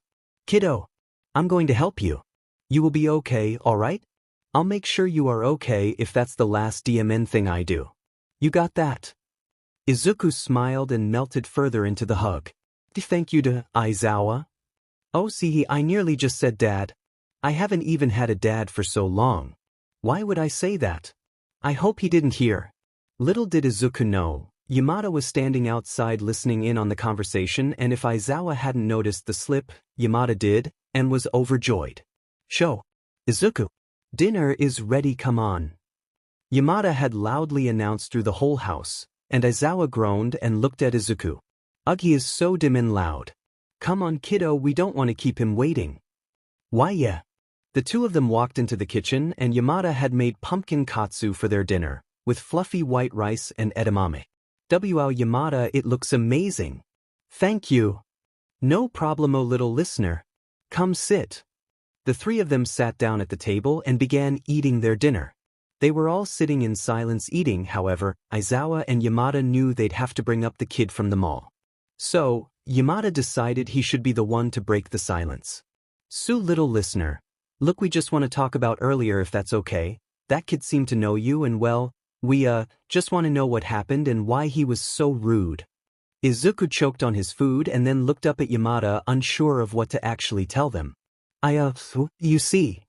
Problem child, it's okay, take your time. Okay, well, I've known him for as long as I can remember. His mum was a friend of my imam's. Aizawa then looked at him and then Yamada. So, is that why he said, and Inko, he knows your mum? Izuku visibly flinched and responded. Why yeah. But listener, why was he so annoyed at you and he seemed to set off a panic attack? Are you friends? Well, he was my friend until, well, I was diagnosed quirkless. He doesn't like me very much now. Aizawa and Yamada looked at him with concern in their eyes, but Izuku spoke again. But it's okay. He would never hurt me. Izuku knew it was a lie. Bakugu had hurt him on more occasions than he could count. He probably couldn't even call them occasions, as they practically happened daily. But he didn't want Aizawa or Yamada to worry about his school life. Well, little listener, if you're sure I'm fine, you don't need to worry. Izuku clearly wanted them to drop the subject, however, Aizawa persisted. What's his actual name? You called him Kaken, like a kid's nickname, why? Oh, because when I was younger I couldn't pronounce his name correctly and it just stuck. Aizawa looked at Izuku. What's his actual name then? Oh, it doesn't matter. Aizawa gave him a suspicious look. Why did he call you Deku? It's just something he calls me. You do know what basically means worthless, right? Izuku. Yamada then looked at Aizawa and spoke in a soft voice. Oh, I think he knows. Let's just move on to something else, okay? Why Zashi? This kid has clearly hurt Izuku and I want to know what happened. Aizawa, I'm okay. I'm going to go to bed though I am really tired. I guess I do have school tomorrow anyways. Both of the adults looked at him before Aizawa sighed in defeat. You know you don't have to go tomorrow, problem child. It has been quite an eventful weekend. It's okay, Aizawa, I need to. And you said that you want to help me get into UA, right? Well, I need good grades too, so, thanks for the meal, Yamada. I'm going to go to bed. If I don't see you in the morning, I'm sorry, I go to school pretty early. Izuku stood up and placed his empty plate in the sink and looked at them both. Good night. Good night, kiddo. Good night, little listener. Izuku turned away from them and walked to his room, getting his pajamas on, mentally preparing himself for another sleepless night. Aizawa's POV. Aizawa and Hisashi were still sitting at the rest table with their empty plates sitting in front of them when Izuku walked out and went to his bedroom, closing the door. Aizawa let out a sigh he didn't even know he had in and put his head in his hands whilst Hisashi rubbed his back in a circular motion. It's okay, Sho, he'll come to us when he is ready. Will he though, Zashi? I mean, something is up with that Kaken kid and he won't tell us. Did you see the way he spoke to our kid? He practically screamed at him and called him a Deku. Izuku's face had fear written all over it when he saw the blonde piece of sheet. Hisashi sighed. I know, Sho, I don't like it either, but if we keep pushing him, then he might just shut us out completely. We are so lucky he has already trusted us as much to tell us what he has. Let's not pressure the listener, okay? Yeah, okay. I don't like this though, not one bit. I don't either. All we can do is try. And I doubt a kid like that would even get into UA anyways, so he only has to deal with whatever is going on for about 4 more months, okay? Yeah, okay. Hisashi leaned over and kissed him. He will be okay, Sho, we can help him. Yeah, let's just go to bed too, I'm tired. Luckily we don't have to be up early tomorrow, do we? No, we only have afternoon classes tomorrow, don't worry. Okay. They both gave each other a warm smile and walked to bed together. Time skippo Izuku's POV. It had been hours. Izuku had been laying down in his bed trying to fall asleep for hours, but nothing worked. He had too many thoughts. Izuku sighed. Oh great, look at the clock, it's 4 a.m. I don't know what's gonna happen today. Oh god, I know Bakugu won't kill me. I know that. But now he knows something is up. I'm so FING useless. So I can be a FING vigilante for nearly a year, live on my own, and I still can't stand up to him. What's wrong with me? Am I just that weak? I should get ready for school. Maybe I can leave in about an hour and just sit at the park for a while and then head over to school for about 8?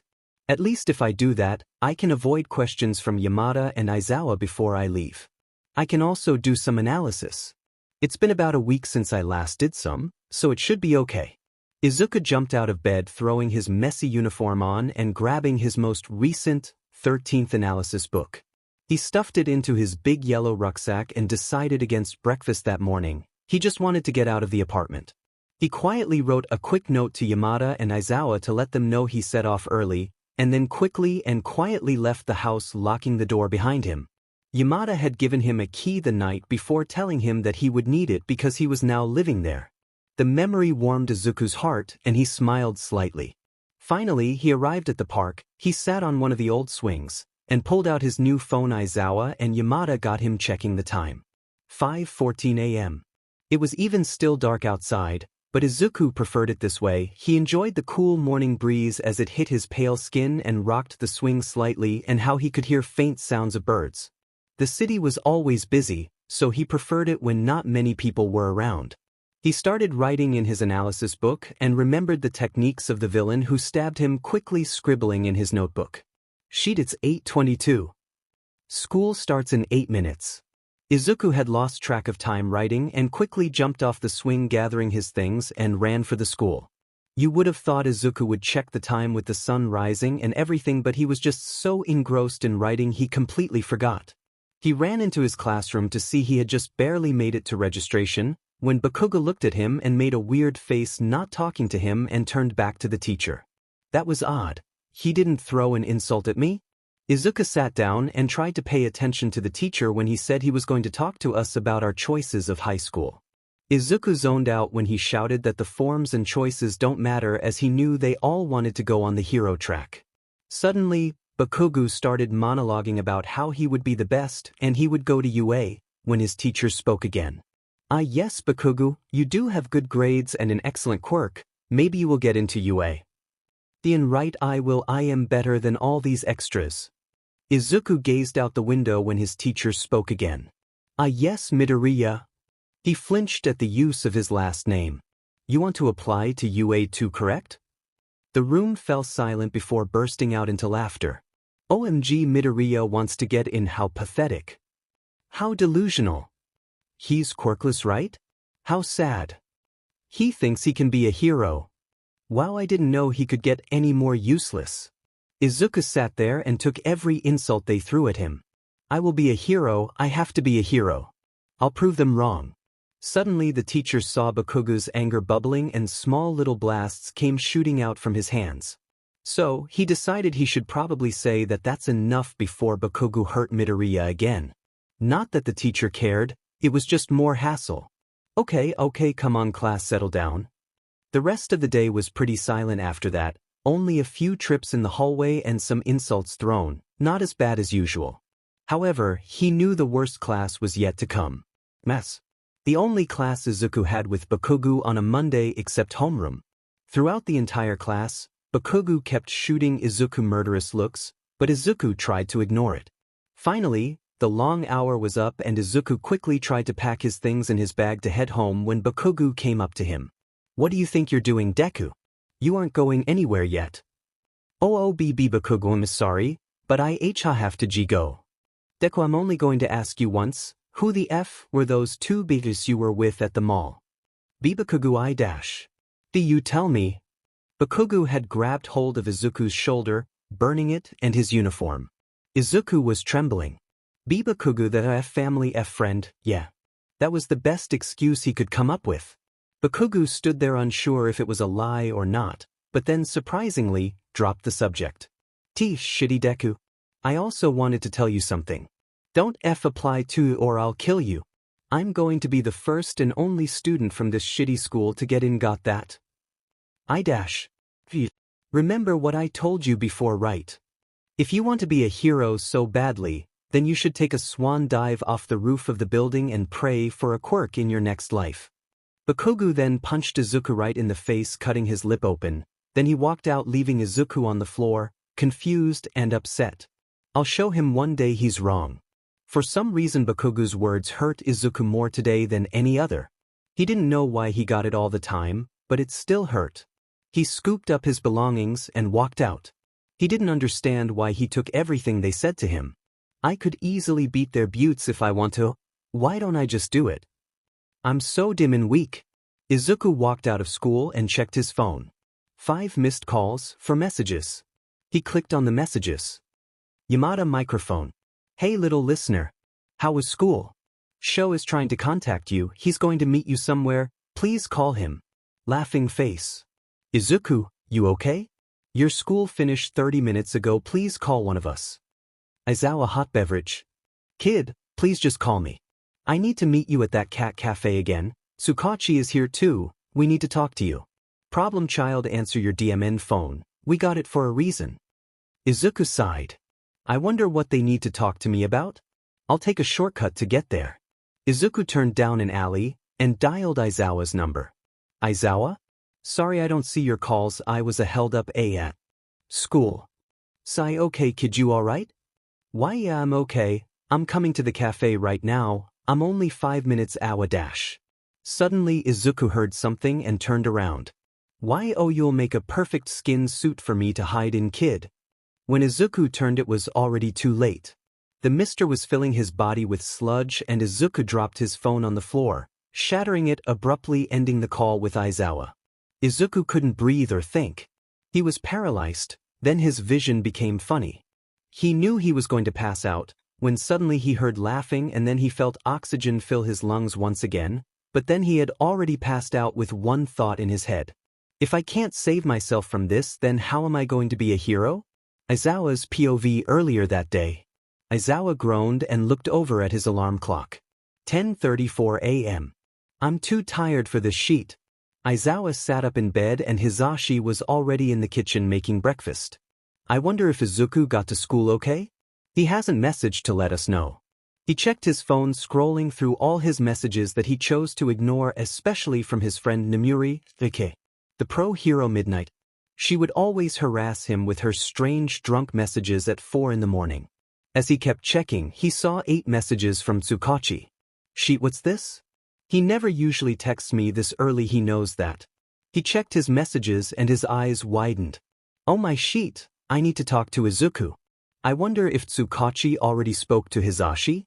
Sirbi. Shoyuta hurriedly walked into the kitchen to see his husband with his hair in a messy bun flipping eggs in the frying pan looking as happy as ever. Well, good morning my sleepy husband dash.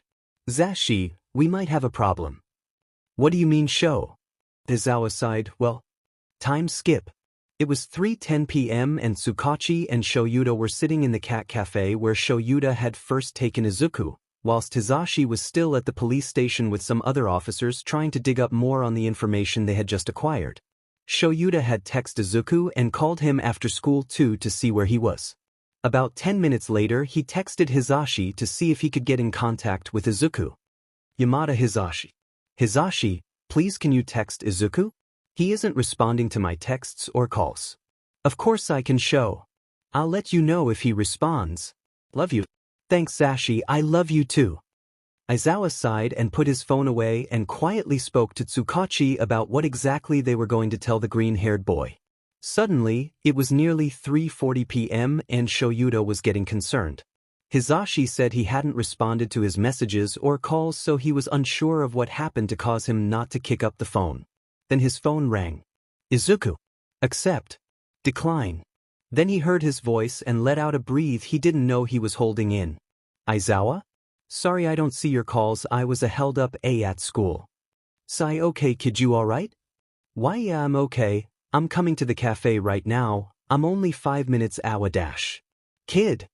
Then Shoyuta heard something else. You'll make a perfect skin suit for me to hide in kid. The call then ended. Aizawa looked at his phone and kept dialing his number, but it went straight to voicemail. He was panicked. Tsukachi, I need you to trace where the call I just did came from. I think something happened to Izuku. What happened Shoyuta? I don't know if dash. Dimen Tsukachi. He slammed his bat onto the table. Trace the DMN number. Okay, let's go. They both quickly stood up, leaving the bill and a tip on the table as they walked out with everyone staring at them after Aizawa's outburst. But Aizawa didn't care. They walked to the car and quickly set off to the police station to track the number. Please be safe, problem child. Izuku's POV. You'll make a perfect skin suit for me to hide in kid. When Izuku turned, it was already too late. The monster was filling his body with sludge and Izuku dropped his phone on the floor, shattering it, abruptly ending the call with Aizawa. Izuku couldn't breathe or think. He was paralyzed, then his vision became fuzzy. He knew he was going to pass out, when suddenly he heard laughing and then he felt oxygen fill his lungs once again, but then he had already passed out with one thought in his head. If I can't save myself from this, then how am I going to be a hero? Izuku's eyes started to flutter open as he was awoken by yelling and someone slapping his cheek. ID. Kid. Ah, you woke up. Thought we'd lost you there young. Ah hell might. W8US saved me? Izuku immediately sat upright and started shuffling backwards, astonished by the fact he'd been saved by his childhood hero. That's right. Me, the #1 hero, came to your aid when you were in danger.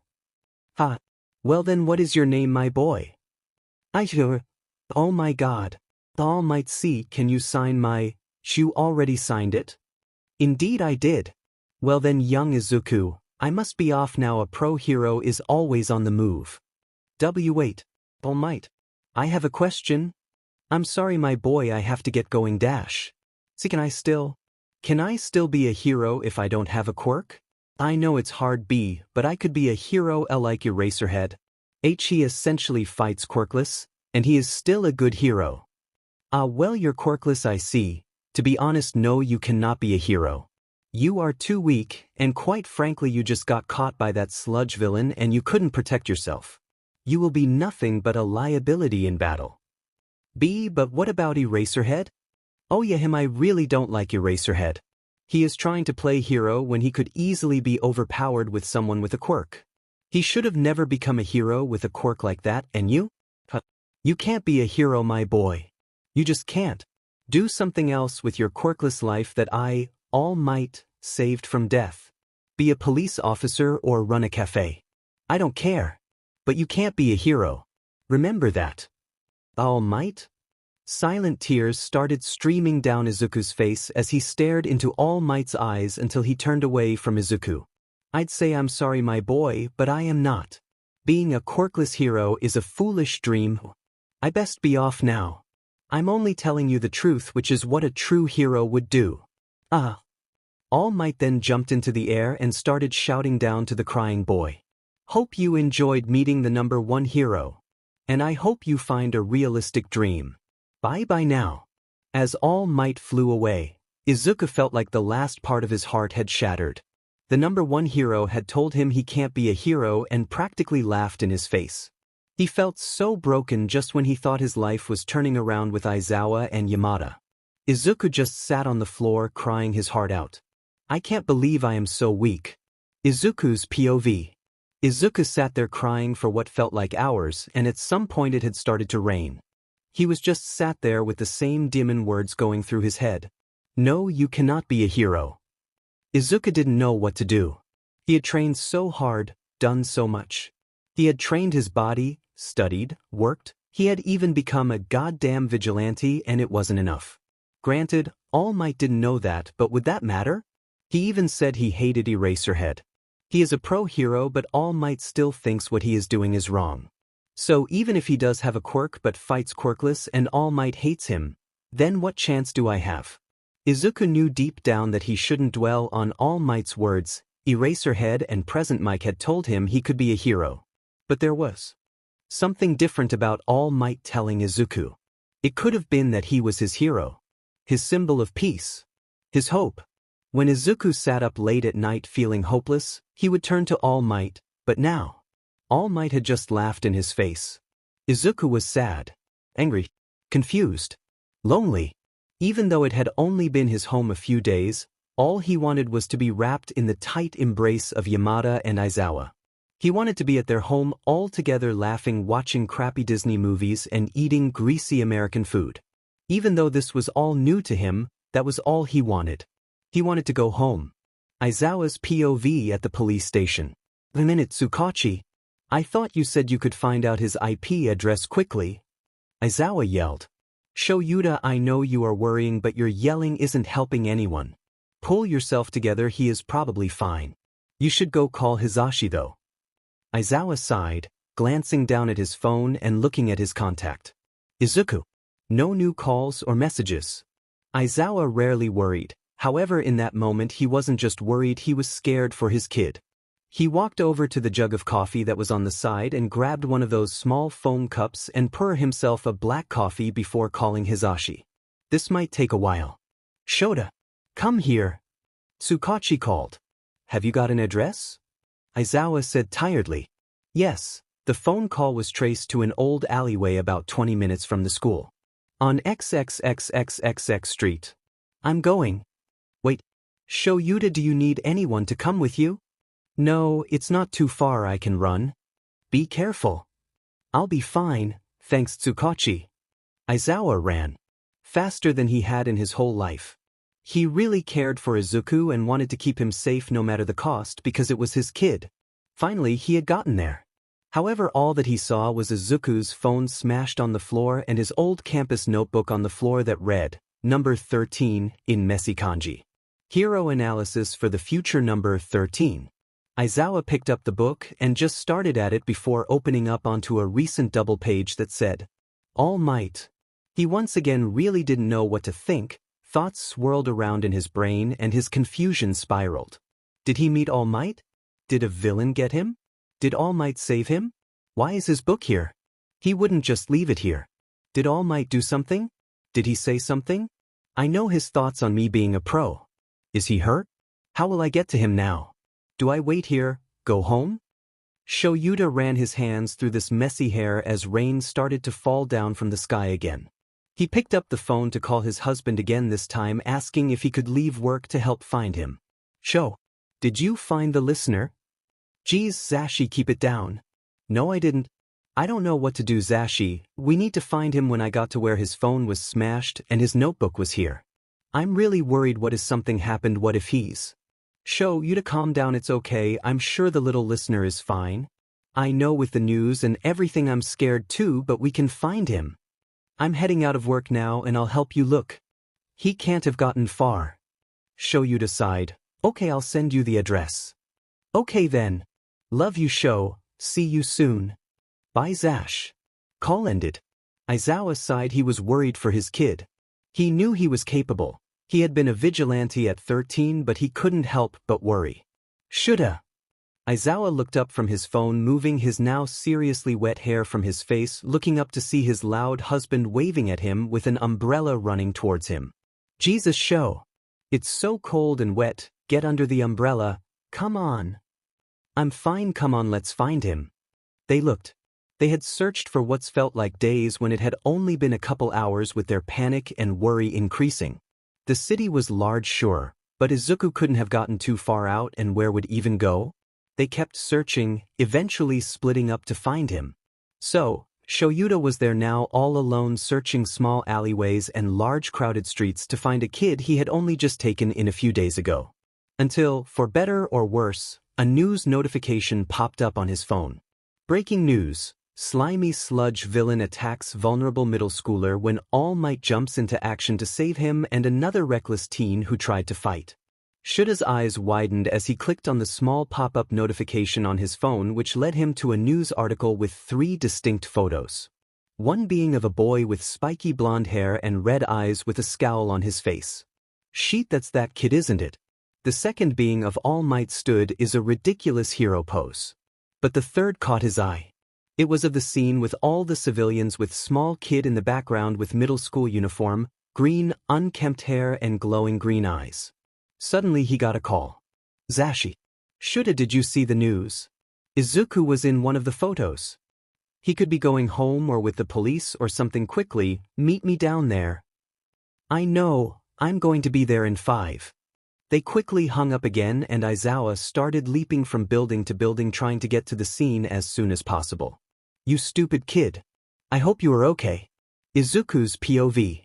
Before the sludge villain attacks Bakugu, Izuku still sat on the ground contemplating his next move. He should probably head to the cafe or home. Didn't Aizawa and Tsukachi want to talk to me about something?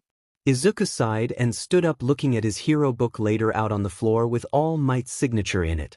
He picked it up, only to close it and lay it back on the floor again, closed. He started walking home. Or to Aizawa and Yamada's home. He didn't know if they actually really wanted him there or they just pitied him. He was starting to question everything now. He was just so lost. I shouldn't let what he says get to my, damn it. He once again felt water dripping down his face. Don't effing cry, you idiot. He wiped his sleeve with his arms, and then when he snapped back into reality, he realized he had taken a wrong turn. I'm such an idiot, can't even walk the right way. His thoughts cut off as he heard screams and saw smoke up ahead. A villain. I shouldn't go. I don't even have my analysis book. Not like I'd really need it. But maybe I'll just take a quick look. He walked towards the scene, steadily picking up the pace as he approached, and voices or civilians picked up. Someone needs to help him. Why are the heroes just standing there? Oh my god, this so bad. Poor kid, he must be terrified. He pushed through the crowd to see what the commotion was about. When he got there, saw red eyes piercing through his body. Kaken. That's the same villain from earlier. He must have escaped All Might somehow. He didn't really have time to think, and he didn't know what he was doing. He was just running. He didn't stop. He ran and ran straight into the scene and threw his backpack at the villain with a pencil flying in his eyes. Bakugu was temporarily released from the hold of the monster. But, you idiot. Why did you come? I don't need help. I'm sorry, Kaken. I don't know what happened. My body just moved. I'll kill Y-. Suddenly, the villain got a hold of him again, but this time someone came closer and started laughing. FSS. BSI. Deja vu, huh? Suddenly Izuku was thrown backwards and he once again slipped into unconsciousness. Izuku woke up to the sound of sirens and commotion on the damp concrete, when suddenly a random police officer and a couple small-time heroes came up to him. Finally, you are awake. You stupid kid. Running into a battle like that. The heroes were handling it. Yeah, that was insanely reckless. You are free to go, but if you do something like that again, you may die. They all scolded him for his reckless actions, as he looked over and saw Bakugu getting all the praise of the pros. He was glad Bakugu was safe even if he was going to get the shit beaten out of him later. He sighed and tried not to think about it when All Might came over. All Might. I'm so sorry. W.I.D. And just as quickly as he came, All Might left, being surrounded by the media questioning his presence in Japan as he was last seen in America. But Izuku didn't care about that. His childhood hero had broken his heart twice in one day. He clenched his fists, making his knuckles turn white as he resisted the urge to start bawling his eyes out in front of everyone. It was getting late now. The sun had just begun setting as it was still raining, but now it was only a trickle. Should head back? I wonder if Yamada and Aizawa are worried. No, I don't think they would be. He sighed and picked up his tatty yellow backpack, which now felt half as empty as several of his belongings had been lost in the attack. And finally, after one hell of a day, he began walking the apartment he was staying at with Aizawa and Yamada. Until a certain ash-blonde male's shouting stopped Izuku in his tracks. Hey Deku! Izuku flinched at the nickname as he turned around to be met with Bakugu.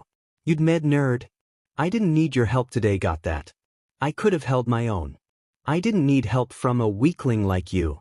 And before Izuku could even respond, Bakugu had stormed off, leaving Izuku confused but relieved there was no physical violence.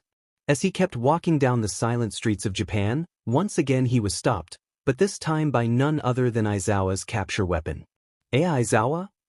Izuku turned around as much as he could in the restraints as he was met with a certain loud blonde and the tired grumpy male to which he had become so familiar with in a few short days.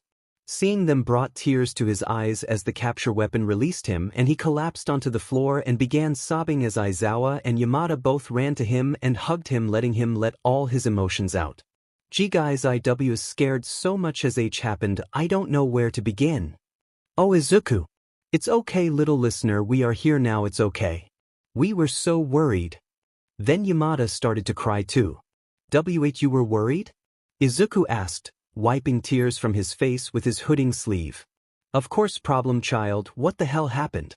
We were on the phone 1 minute and then next you were gone and we saw the news. Shoyuta sighed, pinching the top of his nose before continuing. We looked all over, we thought you'd gotten yourself killed. Just please don't do that again. Aizawa then wrapped him in another warm embrace of a hug as the three sat in the middle of the empty street together, as all three males were crying, even if Izuku and Yamada thought they were the only ones. Izuku's POV. After the long tiresome day the three had, they went back to their apartment walking alongside each other. Once they got back, Yamada had made some frozen microwave meals and they all sat at the table whilst Izuku told them everything. He told them what happened at school as to why he was so late. Bakugu. That was his answer. And when he elaborated, Aizawa was the one who was mainly said, Yamada was just sad. Aizawa said he'd contact the school the next day, demanding punishment for Bakugu, or getting it shut down because apparently he had contacts, but Izuku couldn't tell if he was joking. In the end, Izuku managed to talk him out of both ideas, and instead they decided they should transfer to his school for the next few months of the remaining school year, which they would look further into soon.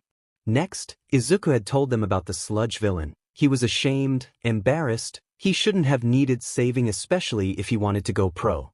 They told him it was fine and even heroes need saving sometimes, but that didn't help. So, finally Izuku had told Aizawa and Yamada what All Might had said, and to say they didn't take it well was an understatement. Flashback to earlier that night. He did what? Aizawa jumped up from his seat at the table, shaking it as he did. Why, it wasn't the most pleasant experience. Izuku chuckled and rubbed the back of his neck. Do worry little listener. All Might is and but. Izuku chuckled a little bit at Yamada's words and then Aizawa decided to cut back in again, this time with a deadly aura surrounding him. As he clenched his fists he spoke, that motherfucking symbol of sheet, and say whatever the F he wants about me. However, when it comes to you, oh my if he god, I'm going to F show him who is dash. Suddenly Yamada put a hand on his husband's shoulder, trying to get him to calm down a bit, before Yamada whispered something in Aizawa's ear, and both of them looked at each other with a scary smile before Aizawa chilled the F out a bit and sighed, putting a hand on Izuku's shoulders, squatting down on the floor. Look problem child, All Might is FING wrong. He always has had something up with me he doesn't like very much. Now, whether that's because I fight Quirkless or he doesn't like my power, I'm not sure, but it's okay. All Might is only number one in the fact that he's apparently likable to the public and he has saved a lot of lives. Basically though, it's the Hero Commission's doing. In those rankings they don't include underground pros or those who aren't aligned with the Hero Commission's policies, as they are quite irrational. The main reason Zashi is with them is because after we graduated UA, he was taken in by an agency to start with and he didn't read all the terms and conditions of the contract he had to sign. Suddenly, Yamada cut in, waving his arms about. There were a lot of words on that page. How did you expect me to know I signed up for the rest of my career with them? Zashi, shut the F up. Noted. As I was saying, Izuku, All Might probably hadn't even saved the most people, so in theory he probably isn't the real number one hero. My guess is that it is someone underground. But regardless, you can be a hero. I bet even someone better than All Might. And don't worry, I know exactly how I'm going to deal with All Might the next time I see him. He better be FNG ready because he doesn't stand any motherfucking chance. Suddenly, the dark aura came back, covering both Aizawa and Yamada as they exchanged evil grins, and Izuku gulped before running in to hug them both. He had never had someone care for him before. But now, Izuku had realized his new guardians were willing to deal with the number one hero for him, and he couldn't be happier. End of flashback. Still Izuku's POV. After all the talking and with things cleared up, they had all ended the night talking about UA's entrance exams, which were only a few months away from now. They decided he would start training with Aizawa to build up as much muscle and stamina as they could, even though Izuku was already pretty good from all his own training and vigilante work. Regardless though, he still needed more professional skill. They reassured Izuku that he could be a hero and that if Aizawa could get into UA's hero course fighting Quirkless, then Izuku could too. After all this talking, Izuku said his good night to the two adults and went to bed. He immediately collapsed onto his comforter and fell into a deep sleep, where he actually had positive dreams for once. Aizawa's POV after Izuku went up for bed. Today was way too exhausting. Shoyuta looked over at his husband who was combing his long hair. I know, but Shoyuta, despite everything that happened today, we didn't tell him. Shoyuta groaned. How do we even address it? How would you feel if you were told there was a chance you were related to them? We still can't be certain. Tsukachi said we needed to tell him in case he was targeted, but I doubt he will be, so why don't we just bring it up another time? Shoyuta, come on. He deserves to know. Damn it, don't you think I know that? I just think we need more proof first. If they think he is Quirkless, don't you think they would leave him alone if they were created? I don't know, Shoyuta. I think we should tell him though, even Tsukachi don't. Tsukachi doesn't determine what we do. We are his family now. Not Tsukachi. We determine what's best for Izuku's mental health and he is suffering. We need to do our best to help him, and telling this new information about his biological father and their family could set him back greatly. Please Zashi, for the sake of Izuku. Hizashi sighed, understanding where his husband had come from. Yeah, okay, but if we need to in the future we have to tell him. Okay, I agree. Good. After some more conversing about Izuku and schools, they continued to talk about the day they had both had with Izuku, which led to the All Might side of everything. Aizawa directly looked at Hizashi and began to talk. Oh yeah, and that all-trash piece of shit. I can't believe he would say that to someone, especially Izuku. I know, Sho, but don't worry, remember what I said? The plan may be a long one, but we'll show him he can't mess with our little listener. Hell yeah. I still just want to smash his own face in though and wipe that smile of his effing face. Shoulda. Third person POV. After that day, a lot happened. Aizawa and Yamada never again bring up Izuku's supposed blood relations, but more good happened than bad. Izuku's adoption papers were properly processed, and the new family celebrated with Katsudon and Disney movies. Izuku's name had also been legally changed from Midoriya Izuku to Aizawa Izuku, with them deciding that Izuku should take Shuta's last name because Hizashi's was already known to the public. Izuku had also begun training with Aizawa, learning more advanced sneak attack skills, raising his stamina, close combat, and even learning how to use Aizawa's capture weapon every now and again. However, that often ended up with a bloody nose, so they decided to keep that until later. He had also been taken to UA for the first time, where Aizawa and Yamada had properly seen Izuku fanboy for the first time, and they were both thrilled that Izuku was so happy. There, he was introduced to many pro heroes, including the famous Principal Nizu, who said he was excited to see what lay ahead for Izuku. He had also met Kayama Namuri, the hero Midnight, which Aizawa was not happy about, especially since she first decided she wanted to keep Izuku for being the cutest little piece of broccoli she had ever seen. Needless to say, she didn't keep him. However, she had named herself Auntie Namuri, and Izuku was honestly so excited the whole time he agreed, making Midnight his unofficial aunt. She would also often come around unexpectedly to take the family out to dinner or to join them. Again, Aizawa was not happy with what happened, due to the extra noise that came from their high school friend. Izuku's current middle school situation has also changed significantly, meaning he no longer went.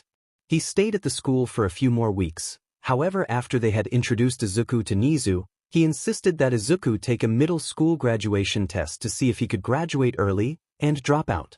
To Aizawa and Yamada's surprise but not Nizu's, Izuku passed the exam with a score of 97.4%, meaning he no longer needed to go to school, leaving him studying high school work in advance for when he would apply to UA in the months ahead. This also meant he could focus on physical strength, not just mental. Speaking of which, Izuku got significantly better in the months building up to the entrance exam, and his stutter had almost completely gone when talking to those he knew like Aizawa, Yamada, and Namuri. He still had nightmares and bad days, but he would get through it, and the Aizawa-Yamada household was stronger than ever. Plus, not having the stress of the kids from school on his back every day helped Izuku overall, and he hadn't even seen Bakugu in months. Finally, the most important event that happened in the months leading up the UA entrance exam happened 2 months after the sludge villain attack. Izuku had accidentally let slip a whole "dad" to Aizawa when talking to him. At first, Izuku was traumatized and apologized profusely. However, Aizawa had told him he actually didn't mind being called that, as he already saw him as his own son. This meant that Izuku now called Yamada Pops, which was more of an American term for dad sometimes. However, that fit perfectly, as Yamada loved American culture. In summary, there were a lot of happy tears and ice cream that day. However, after all that training, after all those months of laughter and happiness, finally, the day had come. The UA entrance exams. It was the hardest school to get into in the whole country, with only 40 applicants accepted per year for the hero course and 60 applicants each for the general studies, support course, and management course, resulting in a total of 220 students per year. Despite the unrealistic odds and being quirkless, Izuku was determined, and with the support of his 2 dads, Izuku thought he might actually have a shot at his dream school. So, that's what led Izuku to be standing outside the gates of UA between his dads, an hour and a half before the exam started. Izuku's POV.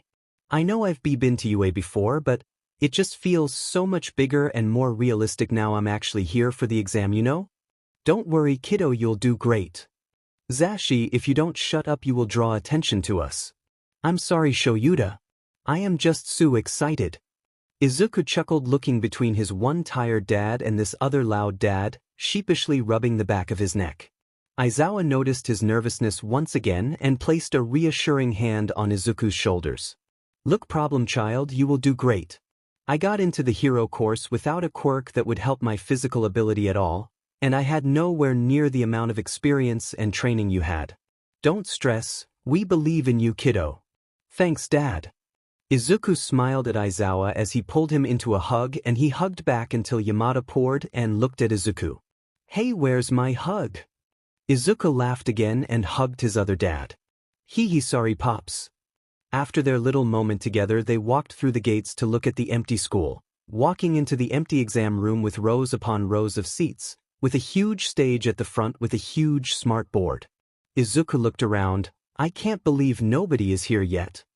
Aizawa looked at him. Oh yeah, they start trickling in an hour before the exam. Look, kiddo, today I need you to pretend you don't know any pros here, until the exam is over, and discreetly come and find me and Hizashi. Is that okay?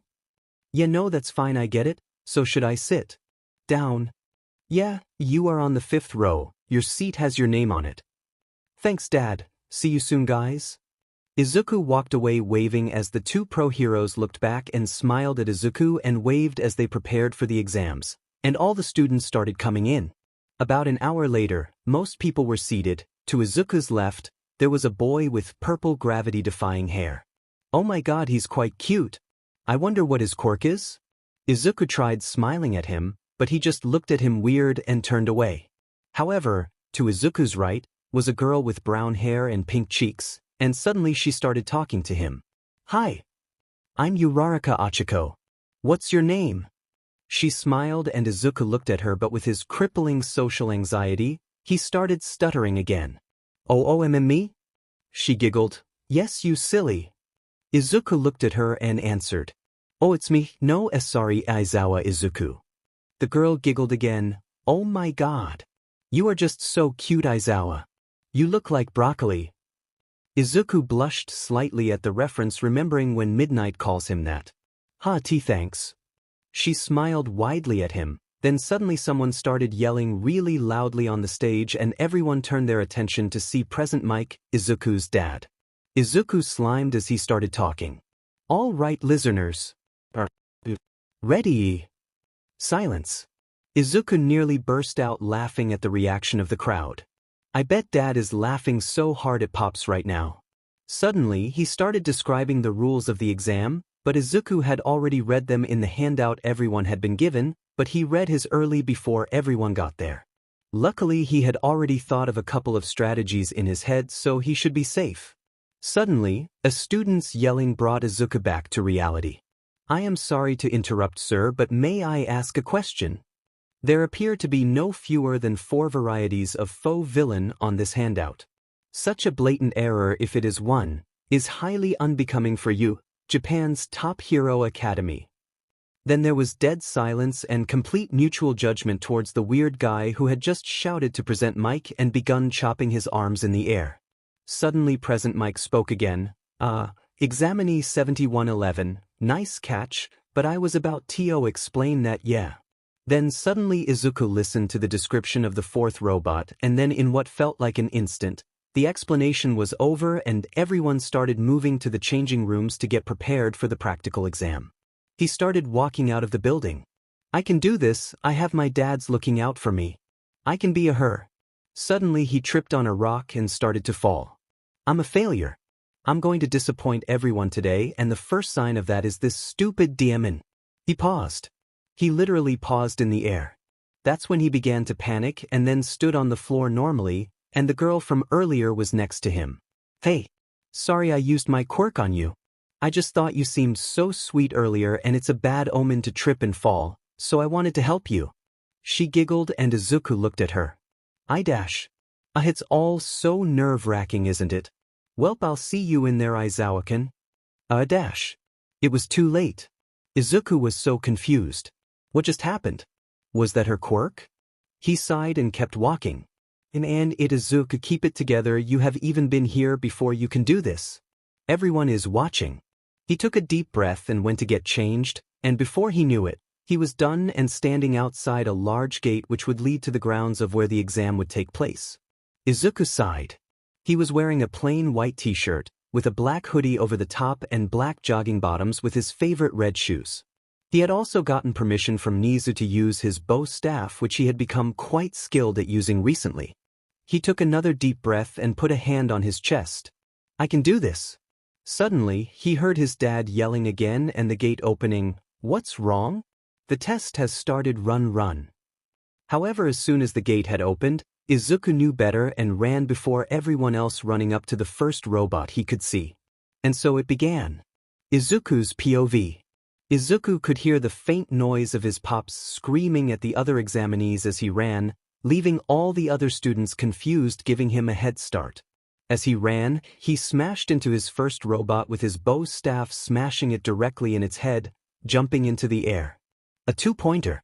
He kept going as the other kids kept running in with their quirks, destroying all the robots they could. He saw a couple of interesting kids, like one with a belly button laser who literally had sparkles coming off of him, and the annoying kid from earlier who tried to show up his pops.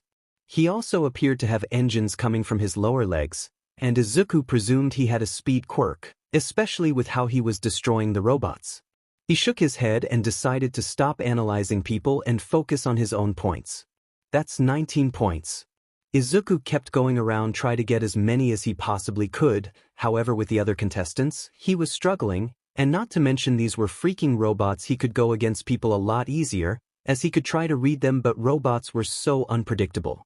As he kept searching, he saw a familiar mob of gravity-defying purple hair, and he watched as he struggled with a 3-pointer. Should I go help him? Izuku watched him for a couple seconds before they locked eyes, and Izuku could feel his cheeks heating up, but before he could even process what happened, the boy's handle on the robot slipped and he was about to be crushed by the robot. Without a second thought, he dashed over, quickly grabbing the boy's forearm and tried to pull him out of the way. He then ran behind the robot and jumped up from behind, once again destroying a robot by smashing the top in with his bow staff. As he jumped back to the ground, Izuku wiped the sweat from his forehead with his forearm before looking towards the boy, and his eyes widened as he saw him up close. He couldn't really produce any thoughts. He just started at him, and it was like his heart stopped and his mind went blank. Suddenly, he was snapped out of his trance by the boy clicking his tongue and looking at him before scowling. "I didn't need your help." Izuku looked at him and responded, As dash, the purple-haired boy turned around and stomped away as Izuku was still trying to form a sentence.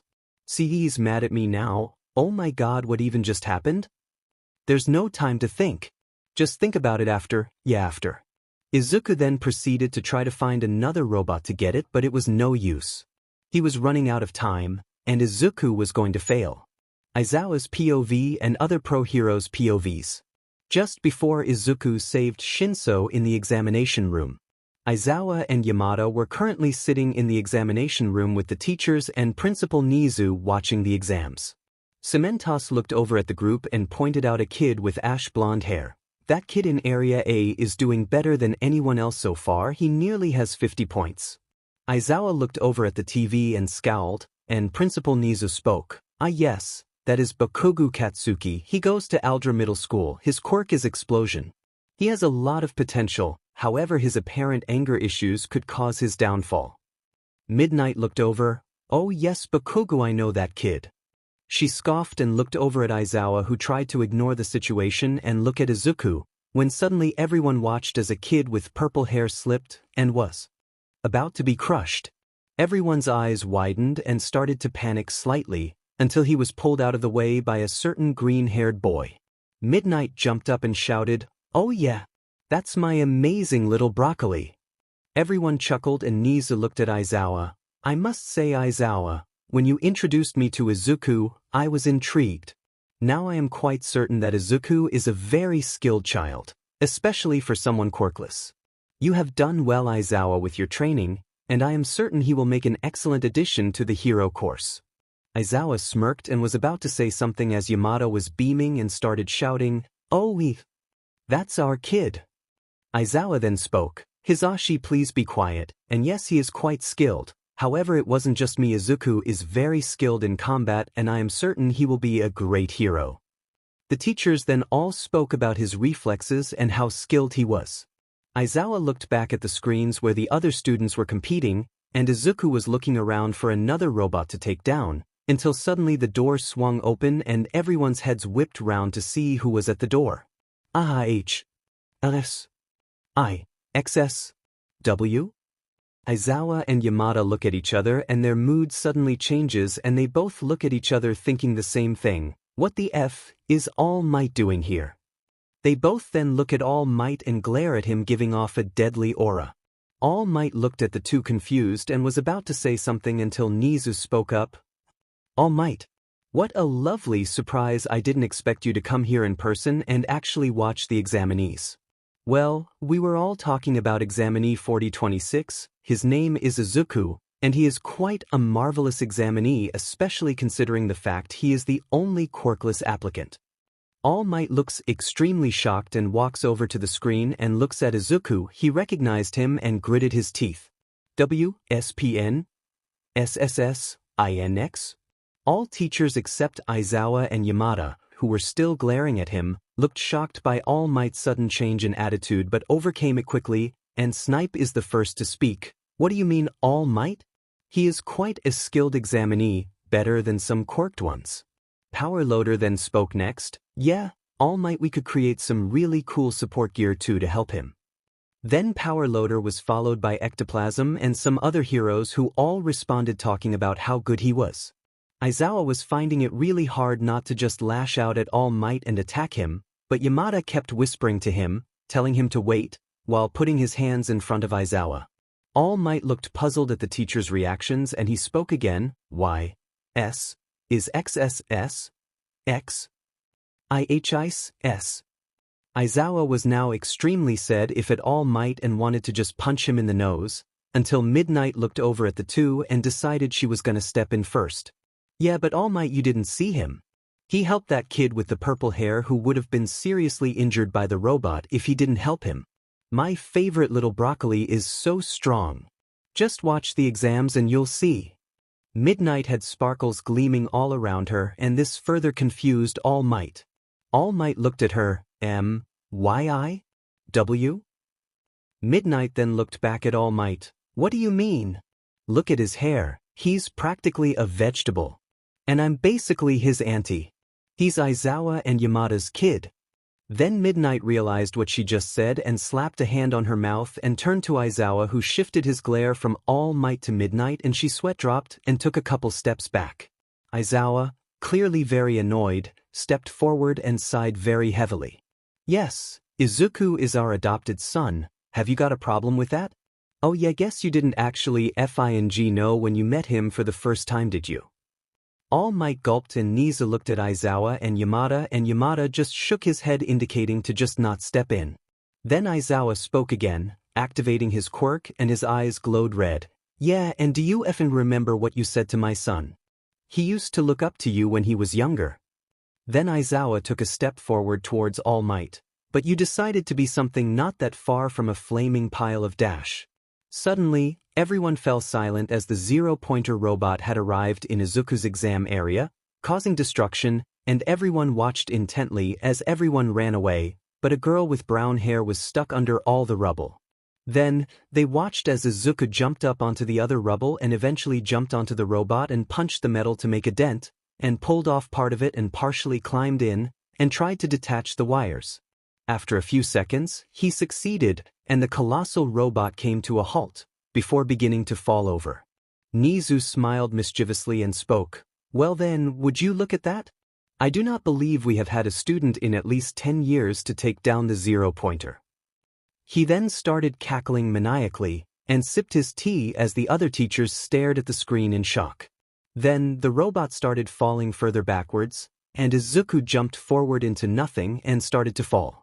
Panic arose in everyone's chest, especially Aizawa and Yamada's, as they watched Izuku fall. Then suddenly Izuku was slapped across the face by the girl he had saved earlier, and he began to float, then was dropped onto the ground. He then passed out and all the teachers just started wide-eyed at the screen, until Aizawa muttered a quiet F-. Then Yamada looked at him and nodded, and Aizawa looked at everyone. Come on Zashi, let's go, see you all later. Then, Aizawa and Yamada left the room, leaving all the teachers speechless, except a grinning Nizu. Izuku's POV. Izuku started waking up, and tried to open his eyes, but the light was too bright. Then he heard familiar voices talking. Will he be okay then? Yes, he just needs some rest, he's probably exhausted from everything he did today. Thanks, Chio. No problem, you two, but make sure you keep him out of trouble, he isn't even a student yet. I do apologize for the trouble, recovery girl. He then fully opened his eyes and started trying to speak, even though his voice was quite raspy. Dad? Pops. They suddenly turned their heads to Izuku and he tried to sit up, as Yamada immediately engulfed him in a hug. Izuku! We were worried. Come on Zashi, get off him, he just woke up. Come on, show chill. Aizawa rolled his eyes and sat on Izuku's bed and ruffled his hair a bit. I was worried. How are you feeling, child? I'm feeling better, but I'm guessing the exam is over then. Izuku turned his head and bit his lip, and he already felt his eyes glossing over with water as he knew he must have failed the exam, and resisted the urge to cry. Aizawa and Yamada looked at each other, and then their gaze fell upon Izuku, and it softened. Don't worry about the exam problem, child, it'll be fine. We just need to get you rested up. Izuku looked at them both. Why yeah, but you must have seen the amount of points I got. I think I only got 22 or 23. Come on little listener, don't be so down, just wait for the results, yeah? Izuku forced a smile and looked at them. Why okay. Come on, let's go home. Aizawa lightly smiled at them both, and Izuku got out of the bed with the help of Aizawa and Yamada, and all three of them went home. Over the next week, Izuku wouldn't stop worrying about whether or not he was accepted. It was all he thought about.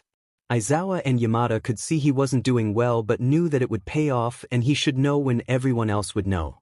He continuously trained and studied, trying to keep his mind off things, and he occasionally thought about the boy from the exam. He really wished he didn't make him mad and he at least knew his name. But despite everything, he didn't think he was good enough, and was worried that if he wasn't accepted, that Aizawa and Yamada would think he wasn't good enough and get rid of him. His anxiety skyrocketed and he didn't really know what to do. Until finally his letter arrived a week after the exam. Izuku, your letter's here. I'll show you deactivated my quirk. Aizawa sighed, ignoring Yamada. Here's your letter. Do you want to open it alone or do you want us to stay with you? Izuku thought about Aizawa's offer, and he didn't know. If I wasn't accepted, it's best I do it alone, to avoid immediate disappointment from Dad and Pops, but if I get in then I'd rather they be with me. But if I also don't get in, it would be better if they are there to help me, but if I do get in... Izuku, don't overthink this, we can just stay with you. Okaydy, thanks Dad. No problem Izuku, let's just go sit down at the table. Yeah, okay. All three of them sat at the table beside Izuku. Izuku took a deep breath and both his dads placed a hand on Izuku's shoulder. He then opened the letter and a metal disc came out, and suddenly a hologram appeared. Hello. Am I a bear? Am I a dog? Am I a mouse? Nobody knows. But it doesn't matter because I'm the principal. Well, Izuku, and I'm sure this has been quite a nerve-wracking week for you. I do apologize, but thank you for waiting. I wanted you to receive your results at the same time as all the other students. So, let's get right to it. Well, actually, first I have a couple videos for your viewing experience. Now, here is the first one. The video started with Midnight standing in a lobby on her phone looking at something, until a girl with short brown hair and pink cheeks came up to her. Excuse me, Mississippi Midnight? I was wondering if I could talk to you. Midnight looked at her. Of course, dear, what seems to be the matter? Oh, well, do you know that kid? I think he said his name was Aizawa Izuku? He was kinda plain looking and didn't really stand out or anything. He kinda had hair like a broccoli?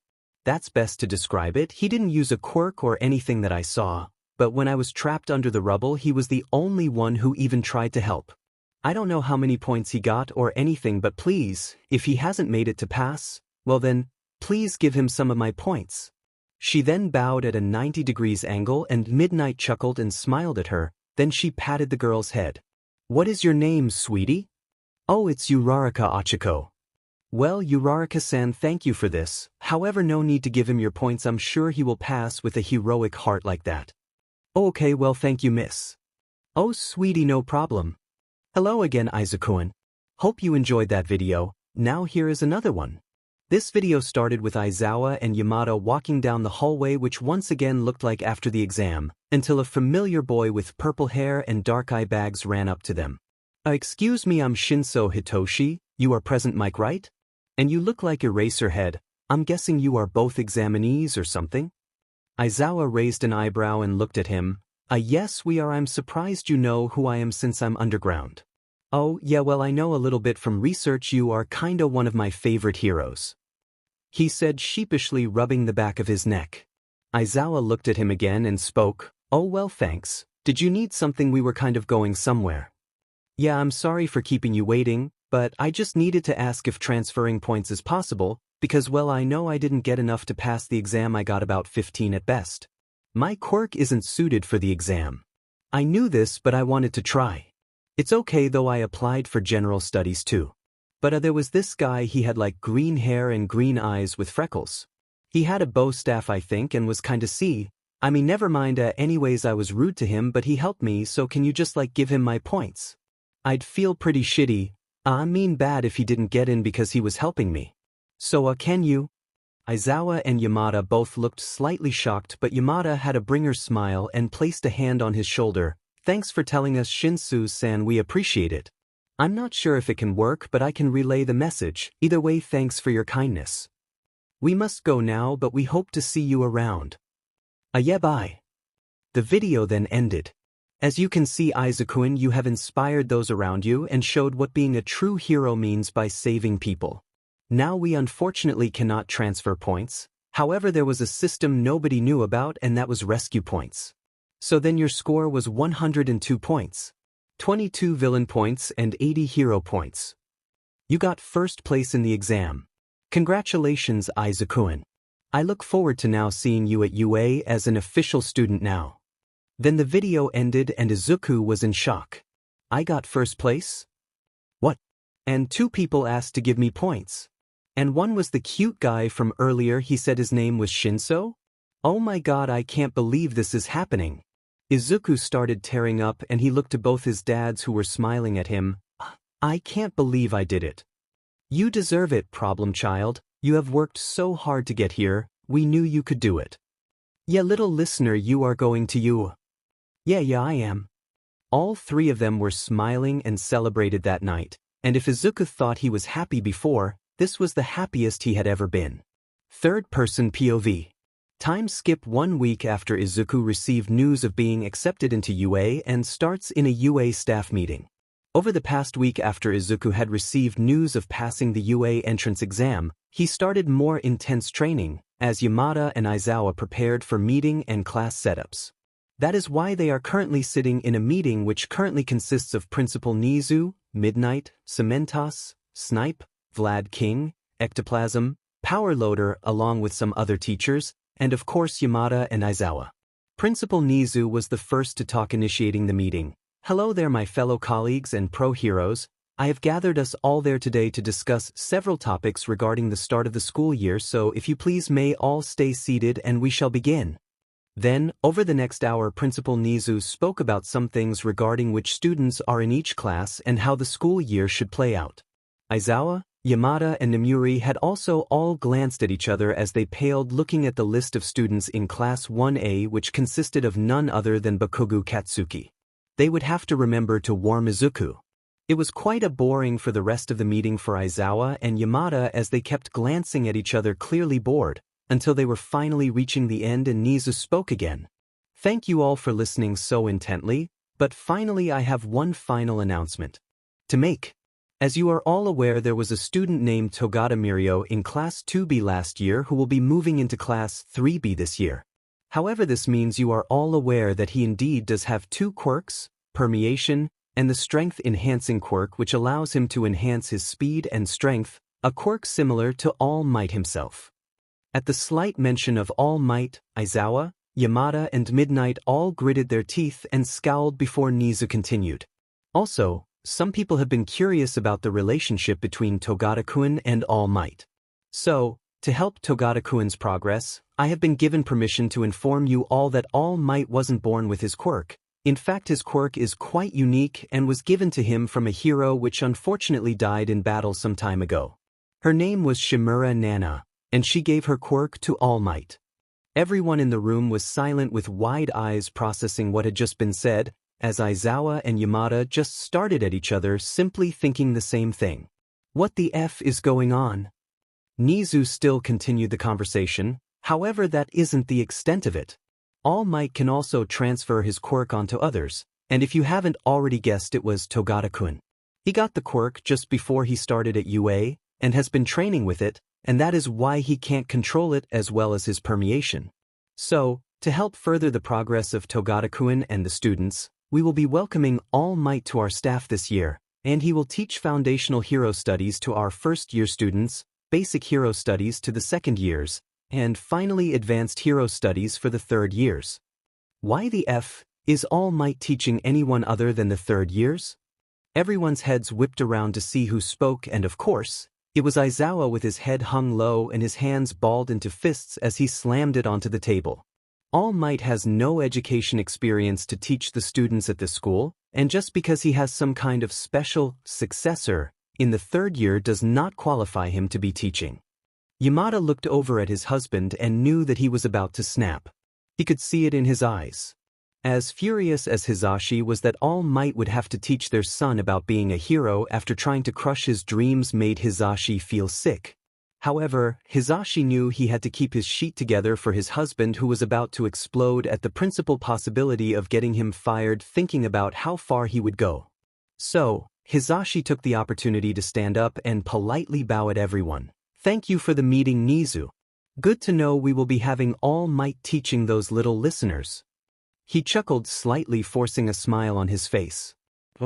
"I think me and Sho should go now. Our little Aizu is at home waiting for us, so we shouldn't keep him waiting, right? Anyways, goodbye everyone. Text you later, Namuri." Hisashi forcefully grabbed Aizawa's hand and pulled him out of the room before anyone could talk about Aizawa's outburst. As soon as the two of them left the room, Aizawa immediately raised his voice. "What the F, Zashi? But Might again. He's teaching our son hero training. Hey Sho, calm down.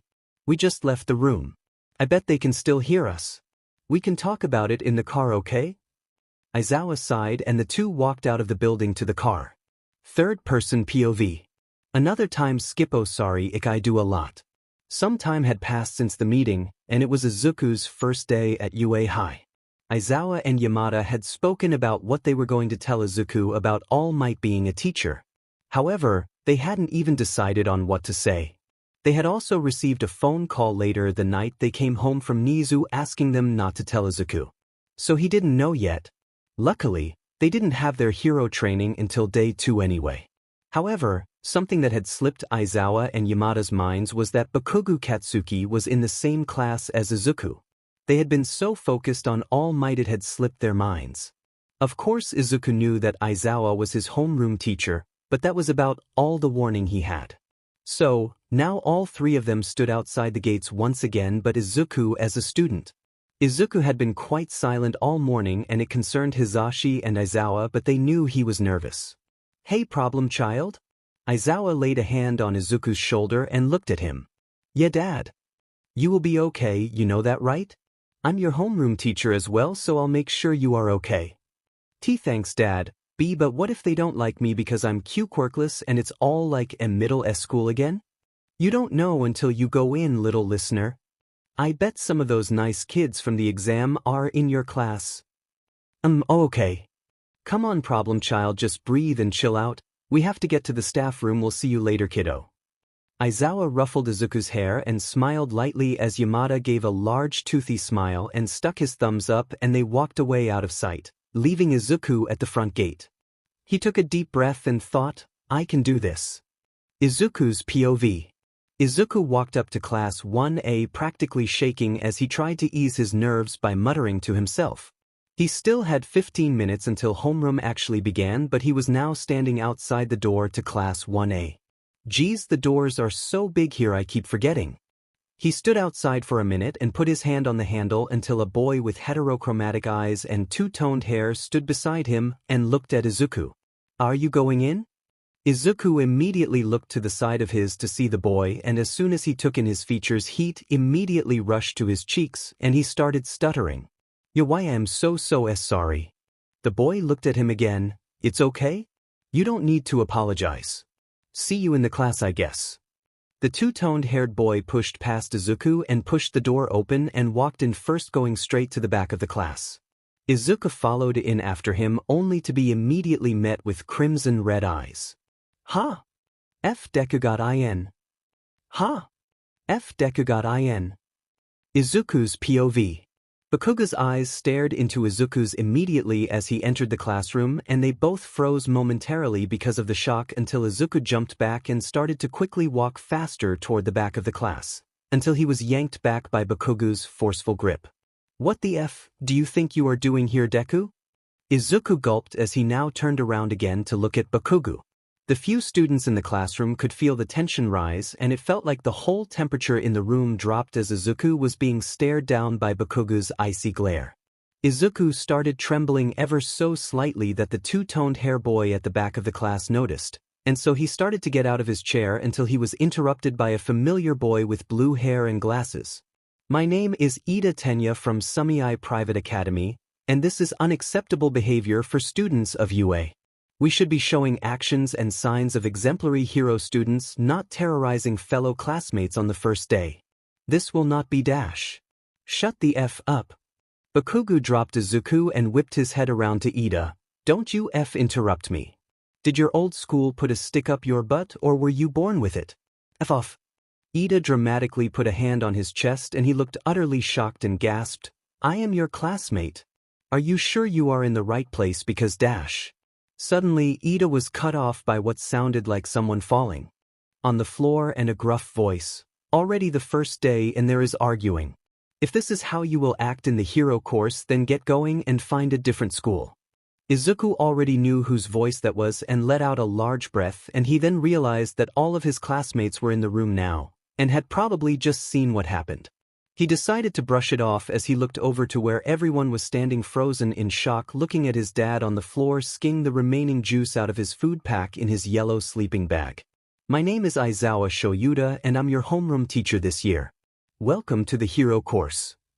He then proceeded to step out of his sleeping bag and tried to discreetly give Izuku a reassuring and guilty smile as he then glanced over at Bakugu. Izuku was pretty set off that he wasn't even told Bakugu got into the hero course. But why wouldn't he? He is amazing even if he is a jackass. His quirk is perfect for attack power and he has so much potential. Izuku tried to shake his head again of any thoughts about that and focused on his dad. Bakugu's POV. "Don't think I've done this one before." Meanwhile, Bakugu stood looking at their homeroom teacher with wide eyes and his jaw dropped slightly. He then looked over at Deku and back at his homeroom teacher and saw the looks they gave each other and how the homeroom teacher had tried to smile at Izuku. Bakugu was in too much shock to even realize that the teachers somewhat glanced at him, as he recalled the memories from the mall that day. Flashback. "Deku BSTD. What the F are you doing here, huh? Kakanai. Who the F are these two losers with you? Why aren't you with Auntie Anko?" Bakugu then looked at the male with black hair and he looked at him with so much anger in his eyes. "Excuse me, but who the F are you? Don't you dare talk to my son like that again or I will not hesitate to put you in your place." The man flashed Bakugu a cold stare, sending chills down Bakugu's back. "Come on Izuku, I think we should head back home now," the man with black hair had said to Izuku. Bakugu didn't know what to say and was silent for a minute while the three started to walk away when Bakugu started yelling again. "You, what is he talking about, son? He isn't your dad. Where the F is Auntie I? Don't ignore me, D." Bakugu remembered how confused and set off he was that day, and then how when he tried to ask him about him, he just said they were a family friend. Family friend my butt, a family friend doesn't call the kid their son, moron. Could he not think of a better excuse? What did happen to Auntie Inko then? I don't remember his dad much really. I'll have to ask the effing old hag when I get home. Bakugu was beyond confused and said, "How the F did he even get into UA? He's effing quirkless. Did that teacher guy FNG get him in or some sheet? I don't FING know." Bakugu just clenched his fists and gritted his teeth, slightly lowering his head, and decided to stay silent. For now. Izuku's POV. Aizawa had given them all PE uniforms and told them to go get ready to go outside.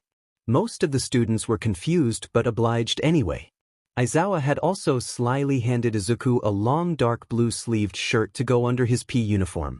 Aizawa had known how self-conscious Izuku gets, especially regarding his scars, so Izuku was relieved when he had done that. He had also gotten changed around the corner from anyone else to avoid questions.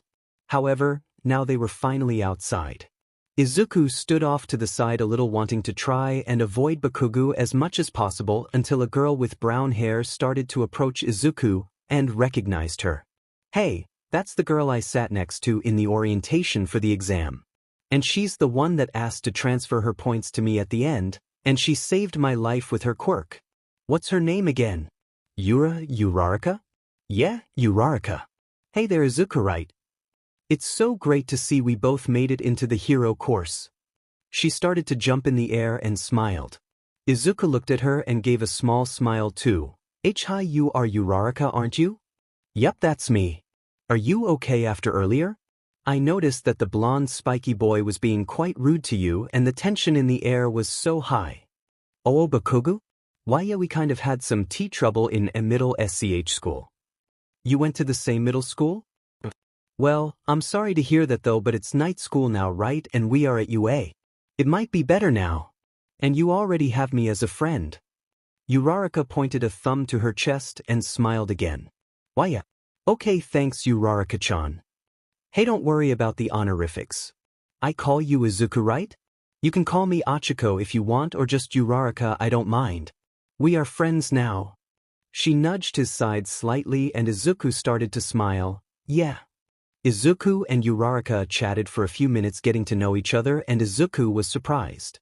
Already my first day and I have a friend. She's so nice and bubbly too. Once again, Izuku's dad started talking. He told the class they would be doing physical tests and whoever came in last would be expelled, but it was really to see their abilities. However, they could use quirks. That put Izuku at a slight disadvantage, but with all his training he would probably be able to do well, right? They had done lots of tests like grip strength, 50-meter dash, ball throw, sit-ups, and many more. By the end, most of those who lacked more offensive quirks were exhausted, and those with offensive quirks had mostly excelled. However, Izuku was exhausted, but considering the odds, he had a pretty good chance. Finally, they were all done and waited for their results nervously to see who would be expelled, and they went in the order of this. Yairo Zumomo, Todoroki Shudo, Bakugu Katsuki, Ida Tenya, Tokoyami Fumikage, Tsuyumez, Ajuru Mashireo, Kirishima Ijuru, Ishido Mina, Uraraka Achiko, Aizawa Izuku, Kudakoji, Satoru Kido, Eshutsu, Ryuma Yuga, Shiro Hanada, Kaminari Denki, Jarikyoka, Hagakure, Mineta Minoru. Izuku let out a breath of relief as he saw his name at 11, and not in all honesty, Izuku was shocked though. I placed 11th? Sure, I have good stamina and I have quite good core strength, but it doesn't change the fact I'm quirkless. I even placed in front of someone who seems to have a strength-enhancing quirk.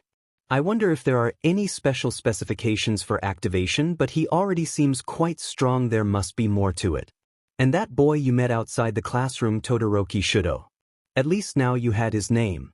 He appeared to have an ice quirk, however. The quirk easily appeared to cover his body in frost on only one side, but after it appears the ice on him disappeared as it evaporated, but he has 2 tones to his hair, and if the ice comes out on the white side, the red side could be a heat-controlled quirk. Wait, Todoroki. Like the flame hero Endeavor. He did get in on recommendations, so it makes sense. He must also have a fire quirk, but why? Izuku realized he had zoned out again analyzing people. Luckily, he hadn't said anything out loud or he would seem like a stalker or something, but Aizawa seemed to have said something, but Izuku just presumed that Aizawa said he wouldn't be expelling anyone. So, he once looked around the class, seeing them all looking relieved except for one. Bakugu, he looked at, completely livid. Unconsciously, you moved back a bit closer to Uraraka. However, that obviously wouldn't stop him actually walking. Bakugu kept walking. Toward you was quicker, angrier. Until he was about 15 steps away and he started talking. What the F, Deku? How the hell could someone like you get a score like that? You should have come in last. You shouldn't be here, 10 steps. By now everyone was staring at Bakugu. You never learned, so you. I had to try to beat it into the stupid FNG head of yours in middle school, but you didn't listen. What the F is wrong with you? You are iffy, Quirkless. This isn't a school for weaklings like you. 5 steps. Most students gasped, and some just stared at Izuku while others pondered on Izuku's tests from earlier, realizing that he had actually never once used a quirk. Bakugu was practically at Izuku now. You could hear the little pops of his quirk in his hand, probably readying it at Izuku. For steps. Izuku didn't think anyone would react to help him out in the situation, but luckily for you, your dad helped. Thank God Dad is my teacher. Aizawa had activated his quirk and wrapped Bakugu in his capture weapon, and everyone started Bakugu. Suddenly he was released from Aizawa's grip and Aizawa started saying something to him, but Izuku couldn't hear him and his voice was muffled as Izuku's anxieties ate at him. Everyone just found out he was quirkless. They would find out one day, right? Why was he so upset? Suddenly the silence was broken by a boy with yellow hair and a black zigzag through it. Is his name Kaminari? Dude, are you really quirkless? Then suddenly, a girl who looked like a frog put a finger to her chin and started talking. Come to think of it, I don't think I've seen him use a quirk all day. She gave a little rib bit after and she just smiled at everyone as they started talking. Izuku looked at them all and gulped but decided he should talk. Why I am quirkless. He then walked back to the changing rooms, not talking to anyone with the fear they'd now hate him all on his first day. Izuku tried to change quickly and away from everyone, so he got back to class again first. About 10 minutes later the door opened revealing many of his classmates. He tried to bury his face in his arms on the desk but suddenly lots of them approached him. Oh God no. First to approach him was a boy with red spiky hair and a contagious smile. Hey, dude, what's up? You were so manly out there, I can't believe you got such a high score for someone quirkless, you must be so skilled. I'm Kirishima Aijuru. I hope we can be friends. Izuku looked at him with wide eyes as another girl began to talk. Hey, I'm Ishido Mina. But you can call me Mina. I don't like being called by my last name, it's boring. I'm Kaminari Denki. I have an electric quirk. I'm basically a portable charger. He smiled proudly. One by one many students introduced themselves to him, including Siro, Azui, Yaoyorozu, Jiru, Aoyama, Tokoyami, Hakigure and Ida. There was also a kid called Mineta, but he started trying to look up Yaoyorozu's skirt, so Azui restrained him with her tongue. They spent nearly 15 minutes talking and Izuku was happy and smiling. Most of the class were in conversation, besides the angry ash blonde who was grumpily sitting in his seat and Todoroki who was looking over at Izuku with curiosity. Who are you, Aizawa Izuku? The rest of Izuku's day was great, and at lunch, he had sat with Uraraka and Ida who were really nice. He had also gone the whole day with only a couple of awkward questions like, are you related to Aizawa-sensei? And, why did you wear long sleeves outside for PE in the weather? However, fortunately for him, he quickly avoided without causing suspicion. So, finally it was the end of the day and everyone was walking out. Ida and Uraraka had offered him to come to the station with them, but he humbly declined to say that he had to go to see the teachers to make last-minute adjustments on his costume. However, he had to go see Aizawa and Yamada so they could go home together. As Izuku entered the staff room, he was immediately greeted with Yamada. Hey little listener. How was your first day? Yamada ran up to him and engulfed him in a large hug as Izuku smiled happily and looked at him. Hey Pops. It was great really. Mostly everyone was so nice and kind. I even have lots of new friends. Yamada smiled largely at his son's happy attitude and he noticed how Izuku didn't stutter once with at least 10 other teachers in the room. Oh my God, I'm so glad Izuku. Then, Aizawa came into view holding a travel mug with what probably contained coffee in it. Yamada, I swear to God half the school can hear you. Dad. Hey kiddo, I guess you enjoyed your first day? I saw you talking to everyone in class after the Bakugu incident. You okay after that? Izuku rapidly nodded his head. Yup. Everyone was so nice to me, it was so refreshing. Aizawa smirked. Told you you'd enjoy it. Come on, we need to get home, I'm exhausted. Time skip. After the three went home, they all had a really happy meal together with Izuku talking to both Yamada and Aizawa about all his friends and about how cool all their quirks were and how he would have to take his analysis book the next day. Now it was about 10 o'clock and Izuku said goodnight to his parents and got ready and was laying down in his bed thinking about everything. I can't believe how nice everyone was. They didn't even care if I was quirkless. They even treated me as an equal, saying how my abilities were amazing. The one person I didn't really talk to was Todoroki. He looked like he wanted to be alone though, but he looked kind, the way his white and red hair just casually laid on his face, some covering his eyes and what appeared to be a scar on his eye. how he just rested his chin in the palm of his hand and discreetly fiddled with his pencil. He looked kinda cute. Izuku flushed red thinking about it and buried his face in his pillows and groaned. He had always had a feeling he liked guys. In elementary and middle school he never really took interest in girls, but in middle school he thought there were a couple of cute guys when he was in his first year, but it confused him because he was meant to think that way about girls. However, when he was living on his own, he did research on everything, and obviously knew he must have liked guys that way. However, he remembered his mother cursing about stupid FGS and how disgusting gay people were before she left him.